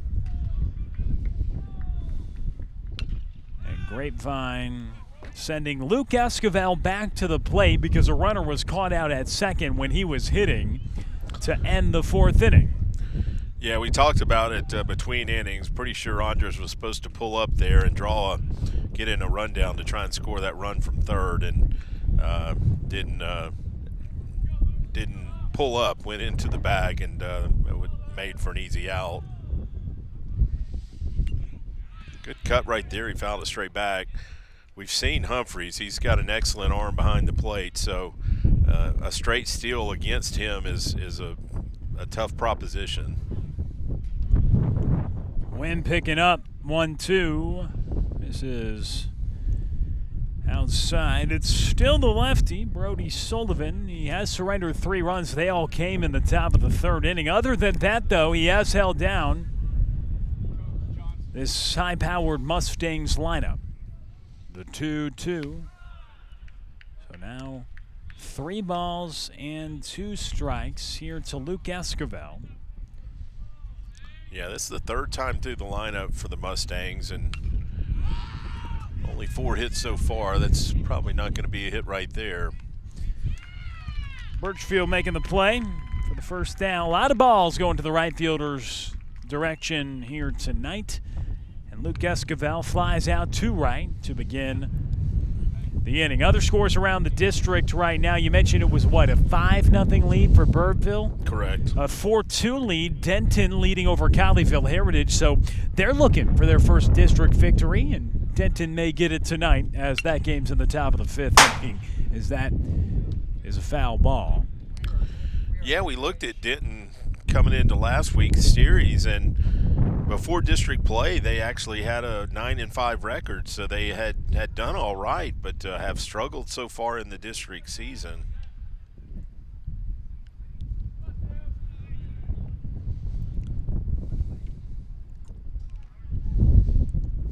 So the 2 unbeaten teams in district play, Grapevine and Birdville. both winning tonight. Could be on a collision course to be a battle of the unbeatens in league play on Tuesday night to open up District Series at Birdville between Grapevine and Birdville. I doubt Reed is pitching for Colleyville tonight. He's a challenge for anybody. He actually held the Mustangs in check late into that game, and the Mustangs ended up winning 8-1, but a lot of those runs were unearned. He's a really good left-handed pitcher for Colleyville. He'll be pitching, I'm sure, in their Friday night game. That is popped up right side, chasing for it.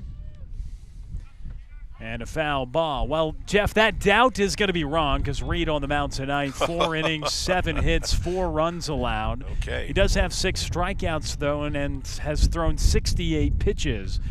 Has allowed just 1 walk, but 6 punch-outs in 4 innings, but he has allowed those 4 runs. And Colleyville trailing the currently winless Denton squad.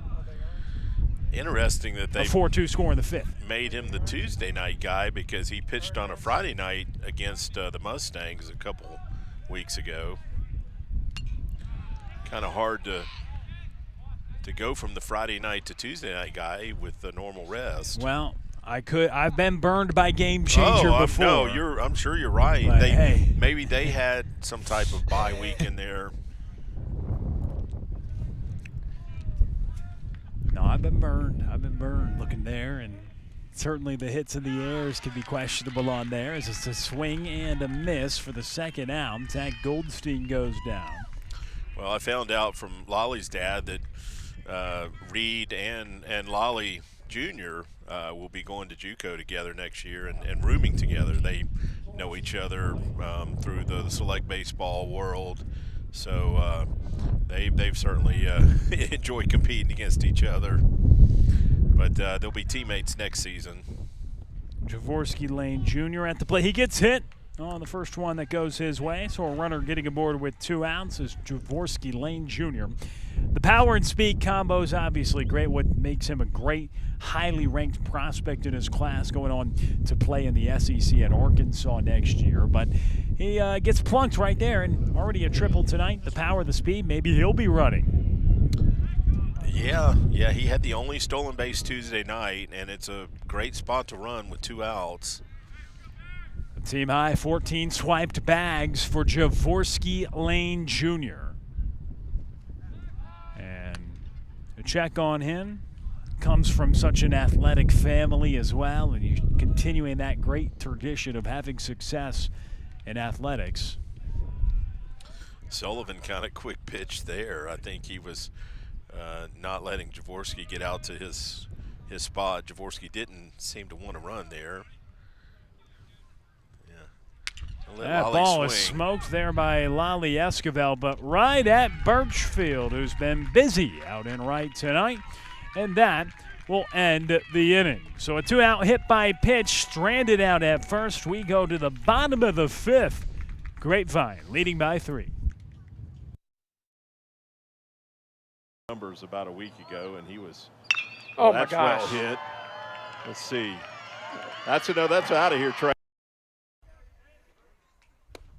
Good pitch. Swinging strike. That was his changeup right there. Yeah, that was nice. His name is Nate Bruce. Hitters, a 2-run game. I just think, yeah. Curveball gets it down. And I told you, Trey. I told you, Trey. I told you, Trey. I told you. Infield another single for Connor Ray. Another well-executed bunt. So Trey owes me a Dr. Santic work ahead again. Good pitch. Working ahead.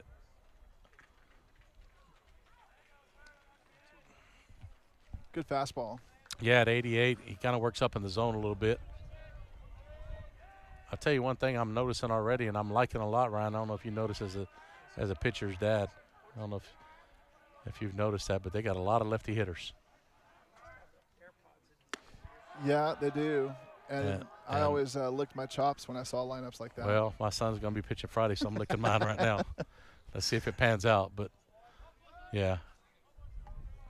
Yeah, that's fun. Yeah, you kind of feel like you have a little bit of advantage lefty-lefty sometimes, right? Good pitch by Santi there at 88. And Argyle, I mean, last year or 2 years ago, man, I feel like they had maybe four out of the 9 guys in the lineup might have been lefty. Yeah, I think there was a year that was it maybe Dace's junior year when they had a ton of lefties. Yeah. Good pitch. Fastball. Hitter's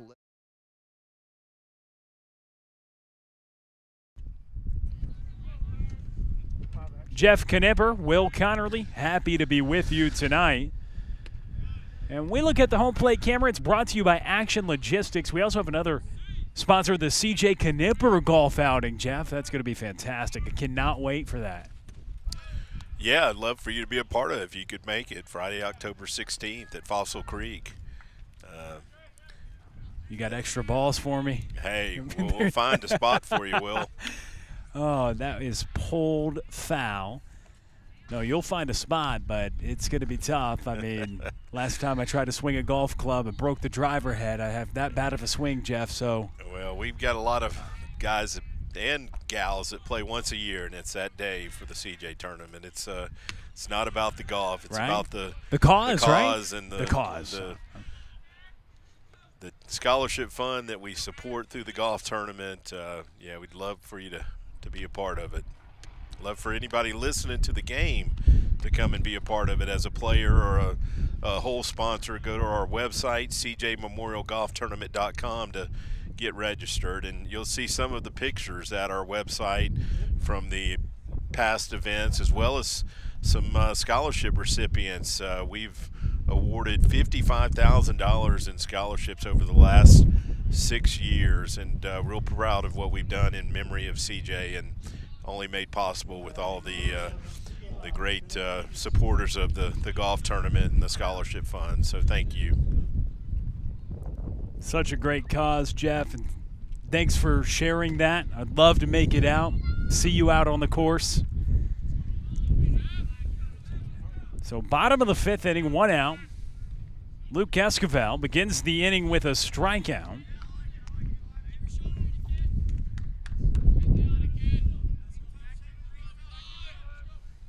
And now Eli Benavides up at the plate. Yeah, Luke has certainly kept his strikeout average up tonight. That's 8 strikeouts now through 4 1/3. This would be, if he could get 2 more, his 4th 10-plus strikeout outing, and what is just his 8th start right now. And continues to work on that. That's another one.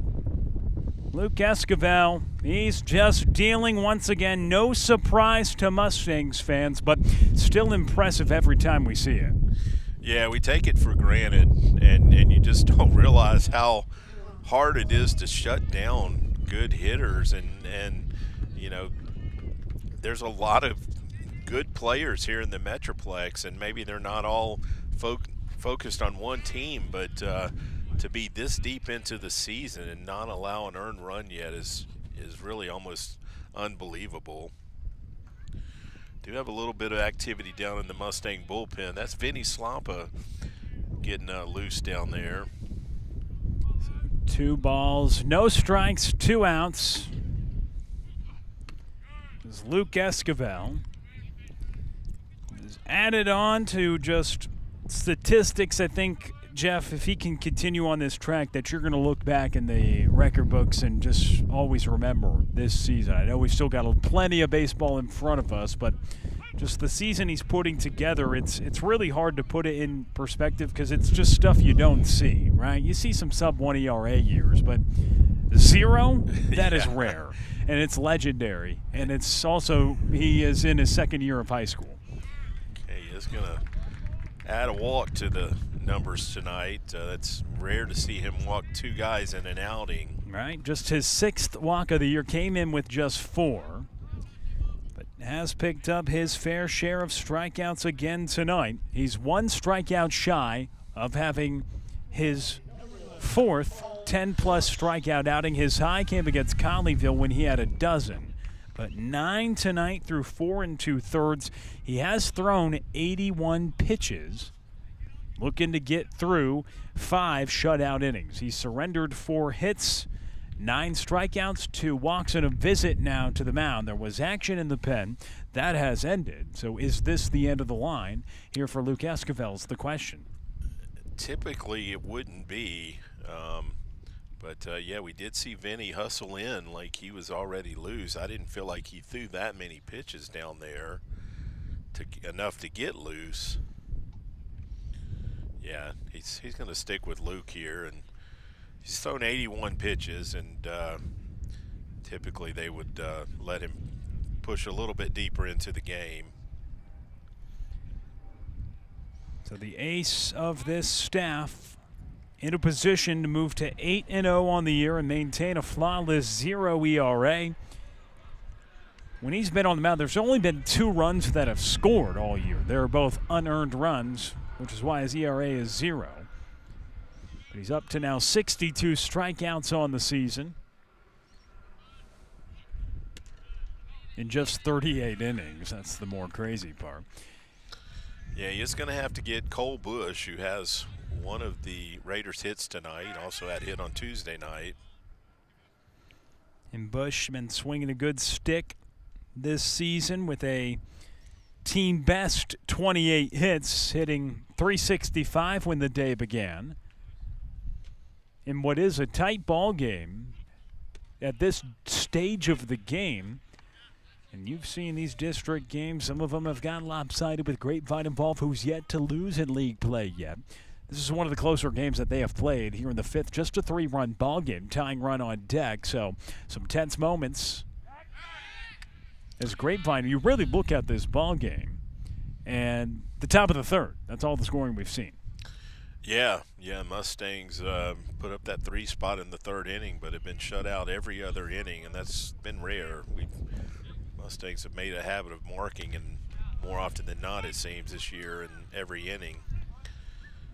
So 1 ball, 2 strikes, 2 outs. Luke Esquivel got Cole Bush looking last time up. He comes set for the 1-2, and it's grounded to second.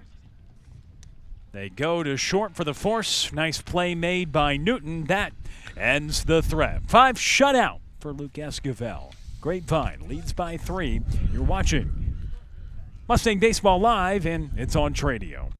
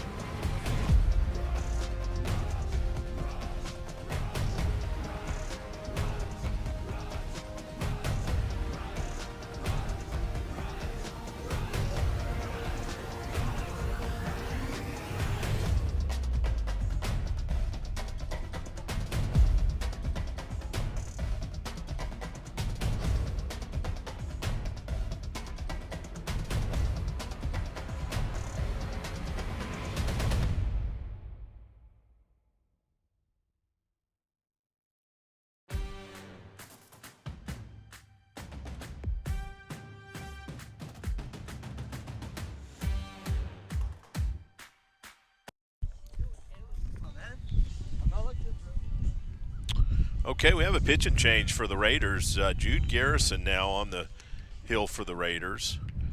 Have some numbers on him here shortly. So he comes in after 5 innings of action. There from Sullivan Brody Sullivan goes 5 innings, 5 hits, 3 runs, all of which came in the top of the third. 2 strikeouts, 2 walks. Gianni Corral leads us off as we start the top of the 6th inning. Yeah, there's a discrepancy in the hit total. So the Mustangs game changer has 5 hits, but the scoreboard here only shows 4 for the Mustangs. So oh, yes, that was on that debatable one. Probably that ball to right field. I'm going to say they gave Connor Ray a hit, and I have no problem with that. Corral right back up the middle. He has himself a base knock. Breaks out of an 0 for 2 so far this evening and gets aboard to begin the 6th inning against the new reliever, Jude Garrison. He's appeared in 9 games this year, has logged 22 total innings, Jeff, and has a solid 2.54 ERA, 15 total runs, but only 8 earned runs, a 1.5 whip. He's given up 15 hits and 18 walks in 22 innings of action. Has not allowed a stolen base when he's been on the rubber this year. Yeah, we got Jackson Papadakis in to run for Gianni, and yeah, as I suspected, the Grapevine scorer did give Connor Ray a hit in his last at bat. He'll look for another here, 1 for 2 so far tonight as we'll go off the Grapevine game changer here on Mustang Baseball Live. Helping out his .426 average. Papadakis is leaning. I don't think he's not running. He can throw behind him anyway. But was leaning back towards first. Definitely not in a good spot to get a good jump if you are thinking about running. With a 2-0 count, here to Ray, with Garrison delivering home, and now 3 balls and no strikes to Ray, who's been an on-base machine this year for Grapevine. Right-hander Garrison has had some good outings early in March. Had a win, his longest out of the year, went 6 innings, 2 earned against Brewer. That is called for a strike. So a 3-1 count to Connor Ray, but he's mainly been a reliever, several strong relief outings throughout the season. With 22 innings logged for the right-hander. Coming right at us, but going to hit the wall. Hear that on the ambient.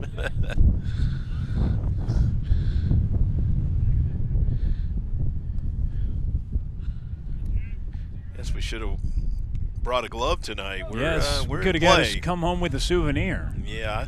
Or we probably would have had to give it back with our vantage being right here. Used to have some seats at the old ballpark in this area, and you had to be heads up because that ball could get on you in a hurry. Connor Ray getting on base in a hurry as he walks. And so the new arm, Jude Garrison, trying to work around some trouble as runners are on first and second with nobody out. Grapevine leading 3-0, and here's Nomar Torres, 1 for 2 tonight. Okay, yeah, I was wondering what we were talking about. This bullpen is just down the right field line. It's not away from the field, so you've got to have protection to make sure your catcher doesn't get hit by a foul ball.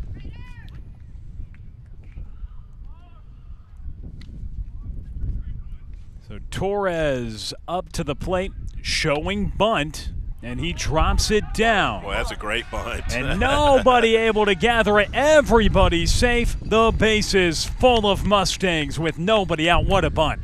Yeah, I don't think we've seen Torres bunt all season, and he looked like maybe one of the best bunters on the team right there. Perfect bunt down that third base line. Even though they were expecting it, I would give that a hit. With some action stirring in the Mustangs bullpen, and Luke Esquivel already going 5 shutout innings and 85 pitches. We'll see if his line is done or if they're just wanting to be ready.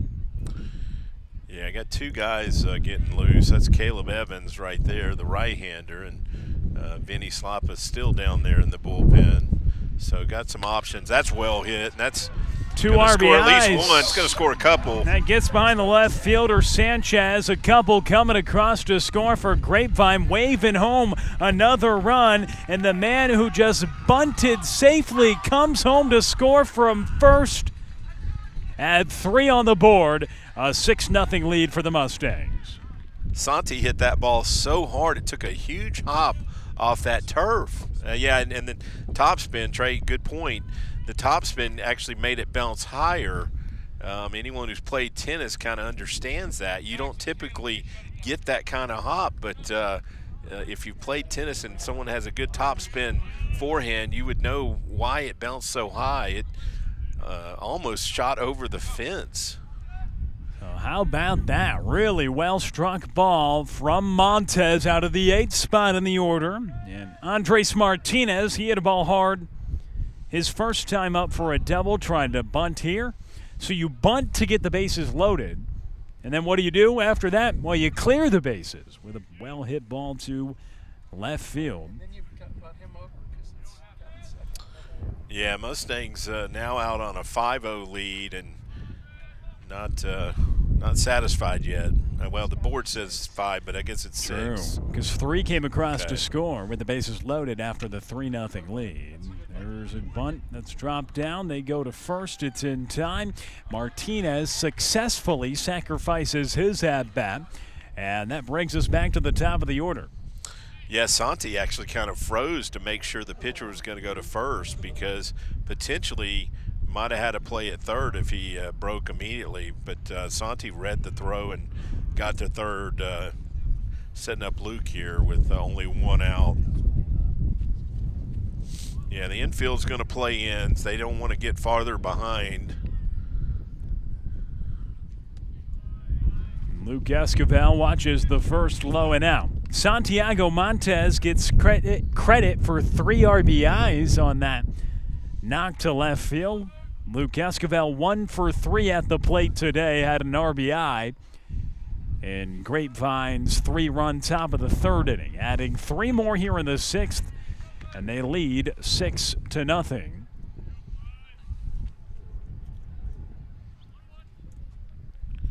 Other scores around the district, Jeff, for those wondering, it's Colleyville who made a comeback. They're up 6-4 now after trailing 4-2.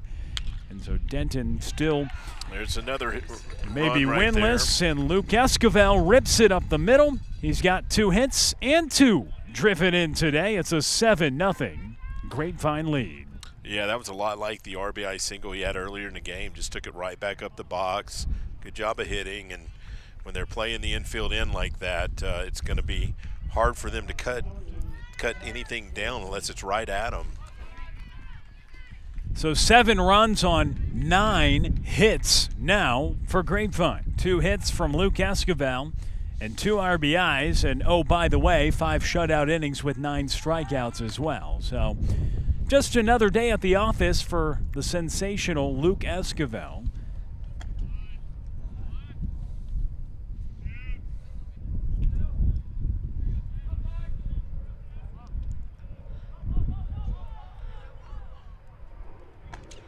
Yeah, looks Deacon like he might run here. I wouldn't expect him to be running, but is distracting the pitcher.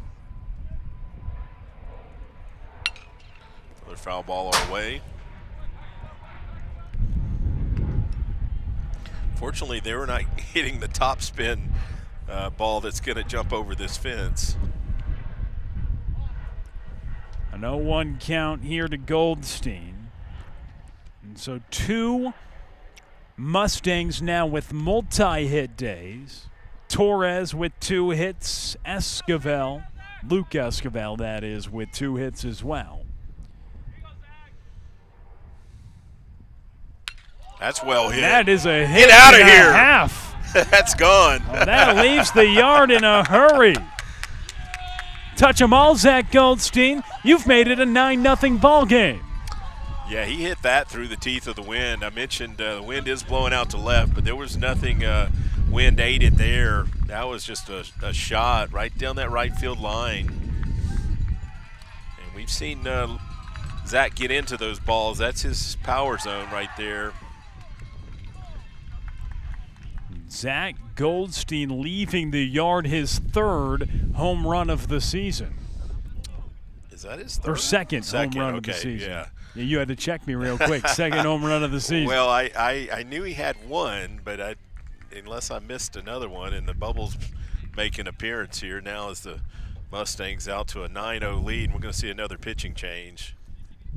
So the senior Zach Goldstein comes through with a big hit, and the home run makes it 9-0, a two-run shot. Luke Esquivel comes across to score on the home run after he had an RBI single, and it makes it 9-0 Grapevine here in the 6th inning. This is going to be Cesar Acosta Soto now pitching, and he actually came in relief and pitched a couple innings on Tuesday night. Actually, the Mustangs were able to stretch out the lead Tuesday night against him.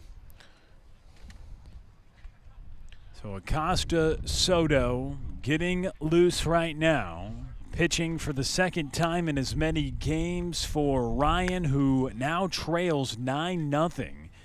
As just moments ago, Zach Goldstein hits his second home run of the season.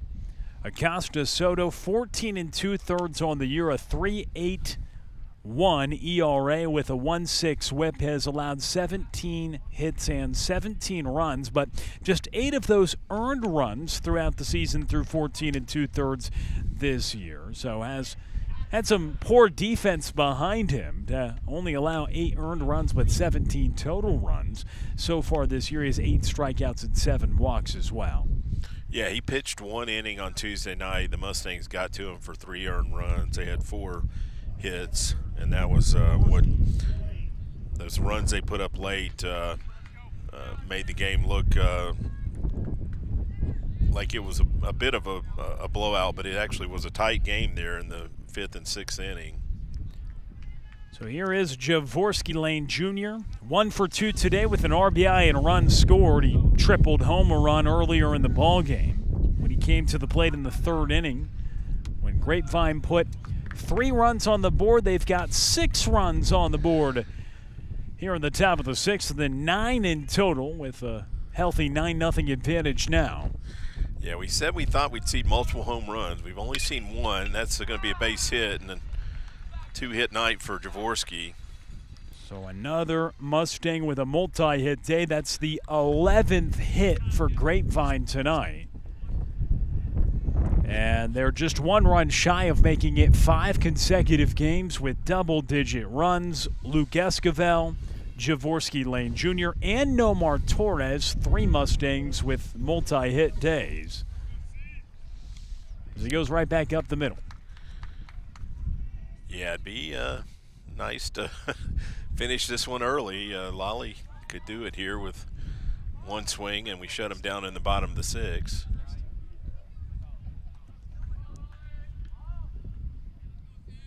So Lally Esquivel at the plate, and he grounds one through the left side. Javorsky Lane Jr. motoring to 3rd, and there's runners on the corners with just 1 down. Yeah, shortstop came and actually played that the way you need to play. You've got to charge it and try and get it on the short hop, and you just missed that hop. Can't sit back on it.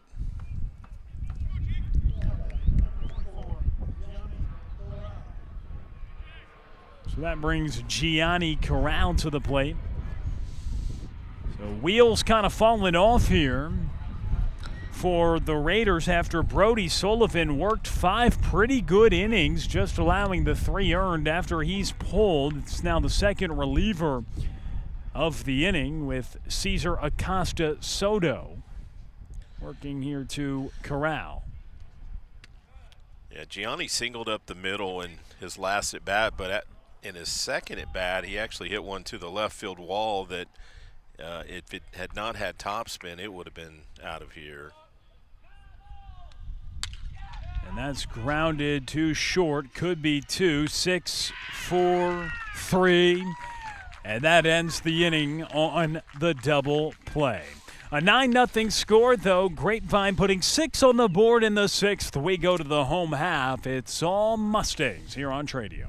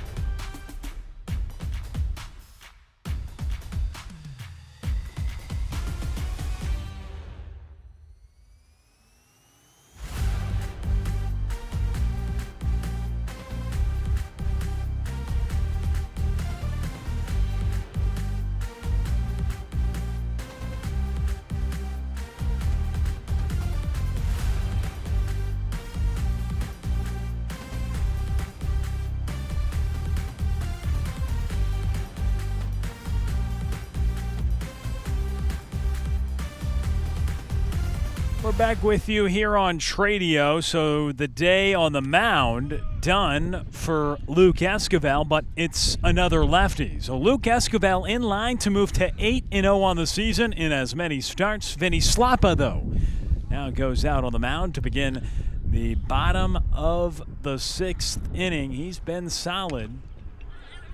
Be a tough play. Yeah, it's going to fall. Foul, that is. Slappa. He's been a high strikeout arm for the Mustangs this year. He's appeared in 7 games, 20 innings, a 2.8 ERA, a 1.3 whip, 9 walks in those 20 innings of action, but he has 29 strikeouts. So the lefty, kind of like Luke Esquivel, can get a lot of swing and miss.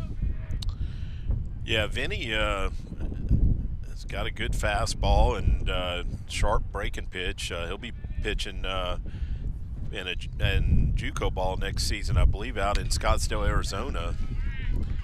And Javorsky Lane Jr. sliding in to make the grab.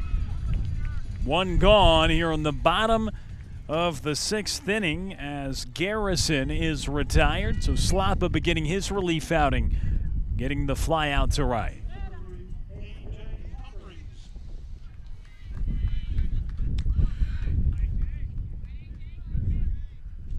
Was looking, and that's now 10 home runs as a team for the Mustangs.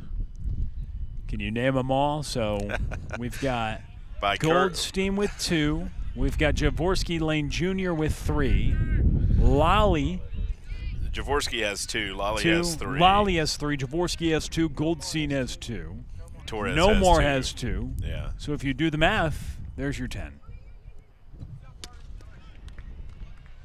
Swing and a miss. Anyone else you foresee joining that home run club on this team? I'm surprised Gianni hasn't hit one yet. He's homered the last 2 seasons, and actually thought he had a good shot to hit one tonight. So I wouldn't be surprised at all to see him hit one. And Luke's hit at least 1 or 2 off the wall, so wouldn't be surprised to see Luke hit one also. There's that high strikeout stuff there from Vinny Slappa. Connor Ray as well. No home runs on the year for him, but he's... Yeah, Connor has one. Oh, but, Connor has one But as the 2 that haven't hit one that I think probably will before the season's over are Gianni and Luke.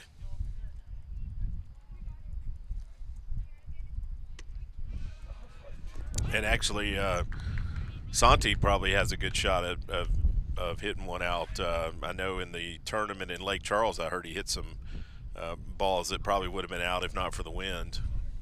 0-1 count as Slappa works here to Sullivan, the starting pitcher in this ball game, who worked 5 innings, allowed 3, but then Grapevine scores 6 in the top of the 6th after he was pulled. An 0-2 count.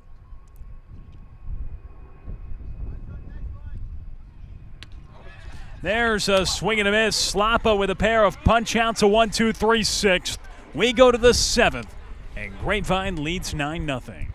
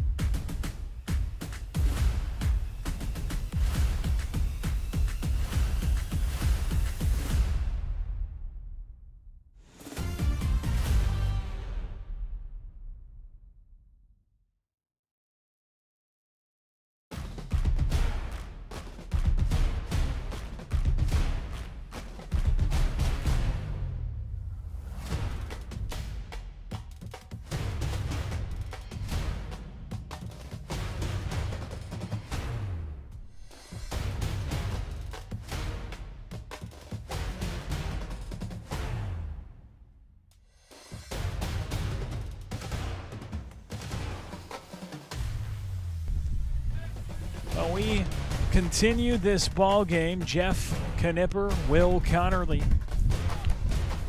Start another inning. Grapevine, they went to work at the play last inning. Yeah, they really runs. came on right there and kind of put this one out of reach with a 6th spot in the 6th inning. So, yeah, the Mustangs just kept working at the plate and really drove some balls there. They'll try to keep working with Connor Ray. And, oh, look at that shot. Our director, you ask for it, and you shall receive. Great look at the moon tonight. Well, unfortunately, the cloud had moved in. Yeah. It looked like it was an eclipse, but no eclipse tonight, just some clouds covering up the moon, but it is a cool moon.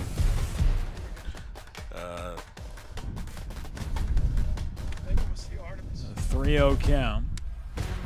And a 4-pitch walk to Connor Ray getting aboard once again tonight. Much expected for the OBP machine. And Connor Ray, who we were talking about him last inning. There's the moon. Yeah, Clouds getting out of the way. What a great shot in the Denton, Texas night sky tonight. Yeah, I don't think the monitor does it quite justice. It's almost got an orange tint to it live, but when you see it on the screen, it's got more of a white tint. As the clouds covered up again. Love your analysis of the night sky. We'll need more shots of those throughout the season as that misses off the plate. So 6 straight balls to begin the inning for Acosta Soto. We were talking about Connor Ray last inning. He has 1 home run, one of the now 10 that Grapevine has this year, with Lally Escobar leading the way with 3. That one's not going to leave the yard. That's going to be played by the first baseman. But, yeah, as a team last year, the Mustangs hit 5 home runs, so they have doubled that number here, only not more than halfway through the season, but they played about 40 games last season. They've only played 24 so far. So 1 out, 1 on. Yeah, I remember that. Yeah. I mentioned actually Tuesday night, I remember that home run Sammy hit to right center in a big playoff game. It was a game 3. Another pop-up on the infield. And again, ranging and foul ground to make the grab. So that's Birchfield. He caught a lot of balls early in the game. Out and right, but he moved to first after Sullivan was pulled, and then Sullivan went out to right, and the ball's still finding him. Yeah, we're going to see a pinch hitter right here. This is Connor Goodday. He's going to hit for Andres Martinez, who was 1 for 1. Yeah, he had that double to left center early in the game. It really put a charge into one. A sacrifice and walk as well. Ray at first. 2 outs here in the top of the 7th inning. Pinch hitter Slappa looked really sharp last inning after Luke Esquivel put together just another great pitching effort. Still has yet to allow an earned run, just doing the unthinkable this season on the mound. And in line to move to 8-0.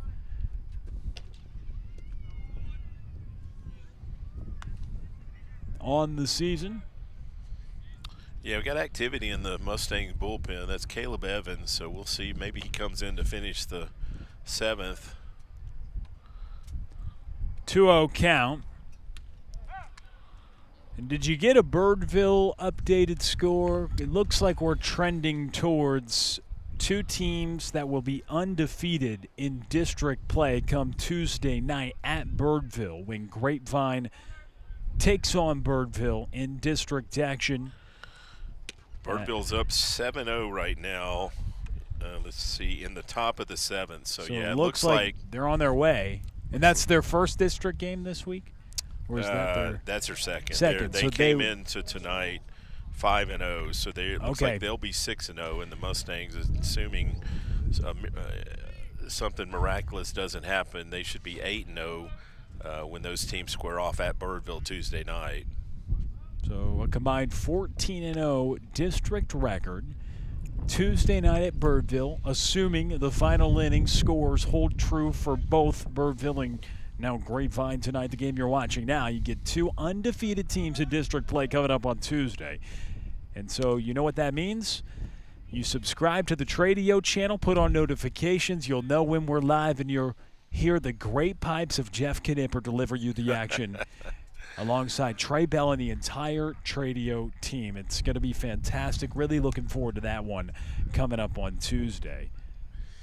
Yeah, 3-0 count now here on Luke, and I think he wants something to hit. He would like to put his name on the home run board. Tonight's a perfect night to do it.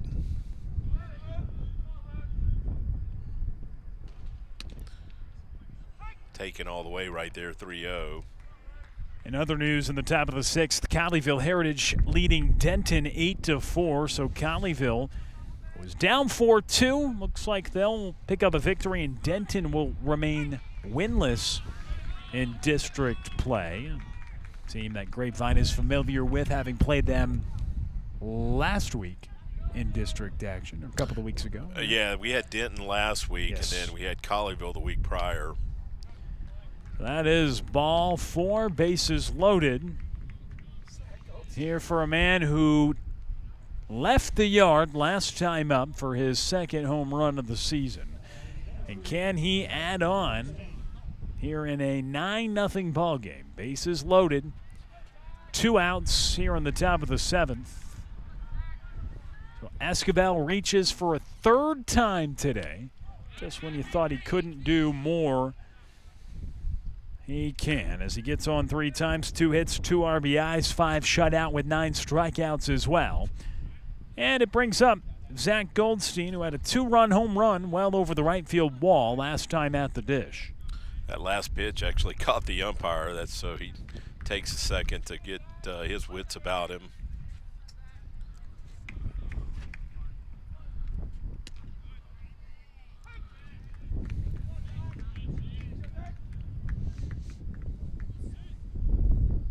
So 11 hits. And Goldstein. That's pretty well hit right there. Another well-struck. Oh, another one. And Zach Goldstein with a grand slam, his 2nd bomb of the game and his 3rd of the season.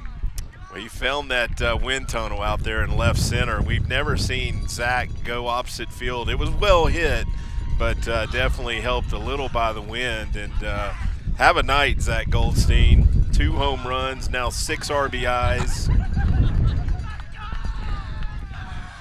So, wow. Make that 11 as a team, and Zach is now tied Lolly for the team lead with 3 home runs. Yeah, entered the night with just 1, but home runs and back-to-back at-bats, 1 over the right field wall, 1 to the opposite field, and Zach Goldstein 2 for 4 with 3 runs scored, and like you said, 6 driven in.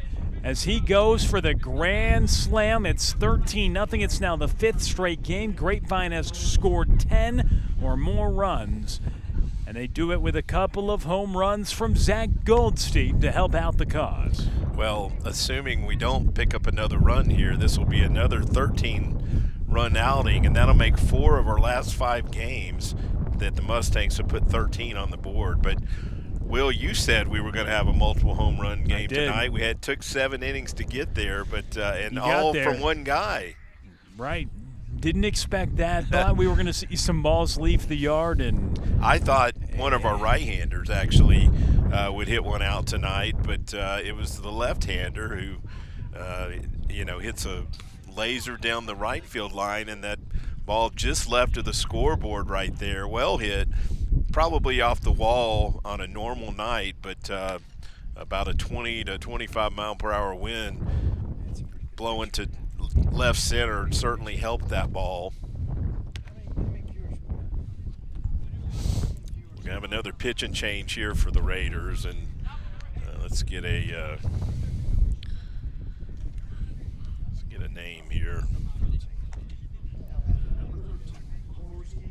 Zach Goldstein with a grand slam to make it 13-0.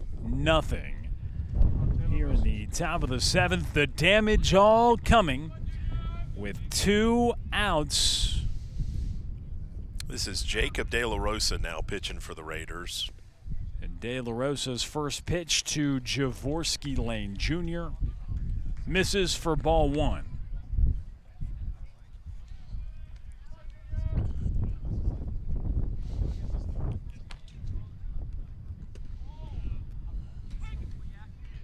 Even count.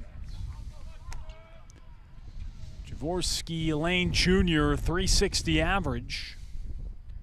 Scored a run tonight, so up to a team high 30 on the season. He also tripled earlier in the ball game. If you're live with us on YouTube, be sure to drop a comment. Let us know where you're listening from, and we'll get to all of those in the bottom of the 7th inning. Thanks to all our viewers tonight, all 88 watching right now on Mustang Baseball Live on Tradio. Be sure to share the link and drop a comment and let us know where you're tuning in. Subscribe to the channel as well. Jaworski Lane Jr. skies one out to right. That continues to carry, and it drops in Grapevine's bullpen. Yeah, that's a new right fielder. I believe Birchfield, who was in right earlier, is now playing first base. Yep, and when he moved to first, multiple balls went his way as he caught a lot of balls out in right early in the game. They put the starting pitcher out in right. Okay.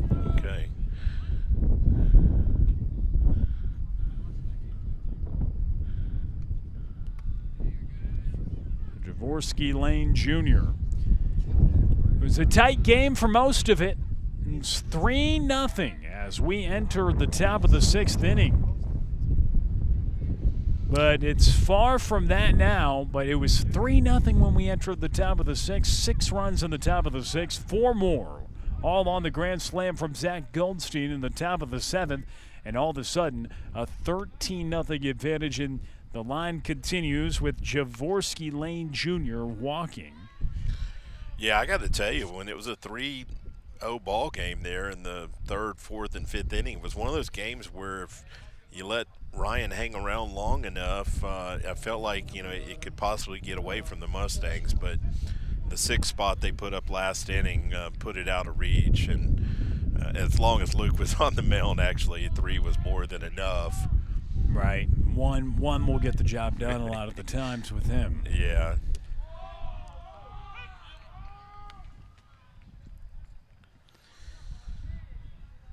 So 4 Mustangs now with multi-hit days. They've got a dozen hits on 13 runs as a team tonight. That bounces in and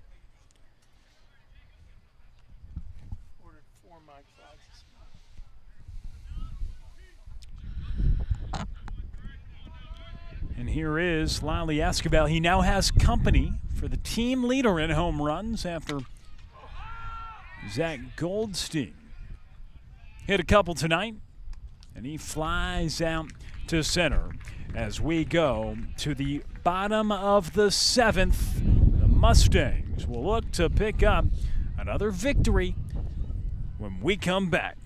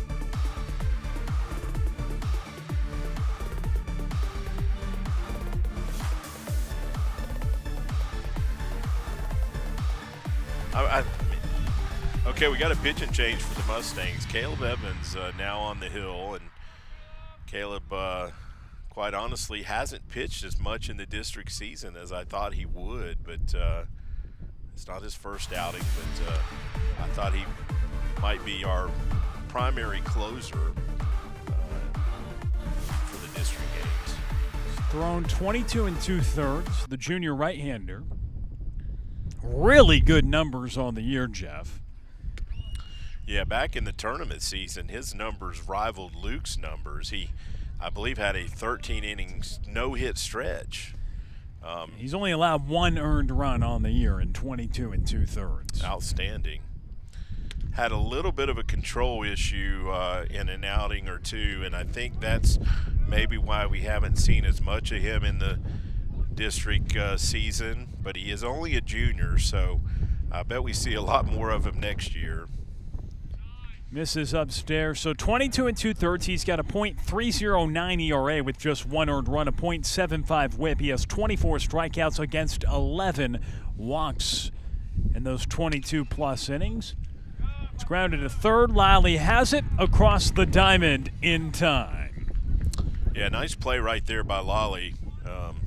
Yeah, Caleb has got a good fastball, but he's got a really sharp, I'm going to call it a slider, and can definitely generate a lot of swing and misses.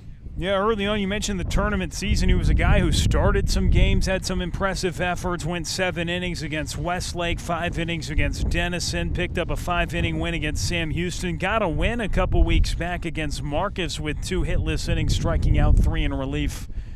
But he looks to shut it down now. Yeah, that's the difference between the tournament season versus district season. During district season, if you're not playing on Saturday, you pretty much get by with 2 starters. So those 3rd, 4th, 5th starters that you used in the tournament games just don't see much action in the district unless they come in a relief role like we've seen Caleb and Vinny today in that role. The 1-1. That is popped up. Foul territory. And right there, Torres able to squeeze it.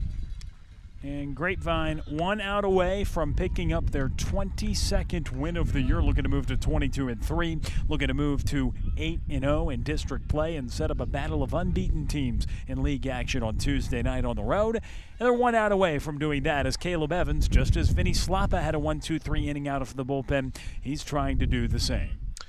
Yeah, I'm really looking forward to next week's matchup against Birdville. Oh, me too. I enjoy seeing the Mustangs win, but sometimes I got to say it gets a little boring to see these lopsided games. A couple home runs from Zach Goldstein, a grand slam. You were getting excited. Come on now. I maybe misspoke there, but yeah, I like to see him challenged more. I'm not saying I want to see him get beat, but I like to see him challenged. Right, and the reality has been, if you just look at the aggregate record from the start of 2 seasons ago with the 2 championships to now, I mean, the competition really, I mean, you basically are operating under single-digit losses, and you're going through another stretch where you're 21-3. You've won back-to-back state titles, so winning has just been a part of this program, and it's become a huge expectation. So I'm totally with you to be challenged against another team that is top in the district. It'll be a phenomenal game, but this one is all closed down tonight. Caleb Evans with the strikeout, and Grapevine wins it. 13-0, 6 runs in the 6th, 4 more in the 7th. A 2-home-run day from Zach Goldstein, who drives in 6, no doubt would be our player of the game. We don't have those interviews, though, on road games. Luke Esquivel, another great outing. 5 shutout, 9 strikeouts. He moves to 8-0 on the year. Yeah, Luke was dominant again, and we just take it for granted. Just like the Mustangs winning, we take it for granted, and Coach Webster's talked about that. The winning has been such a tradition and so constant over the last 4 seasons. We don't probably realize how good we have it, but they've put us in that expectation mode. So, again, really excited about Tuesday night, Will. Oh, me Birdville, too. I know you can't be there, but I know you'll be watching it on Game Changer. Yes, Game Changer, and more importantly, on Tradio. Be sure to subscribe, share the link, pass it around. It'll be a colossal matchup on Tuesday night at Birdville with 2 undefeated teams in district play. We say so long from Denton Ryan High School here in Denton, Texas, where Grapevine scores 13 runs, has 12 hits, and Zach Goldstein has a 2-home-run day. For Jeff Knipper and Trey Bell, my name is Will Connerly, saying so long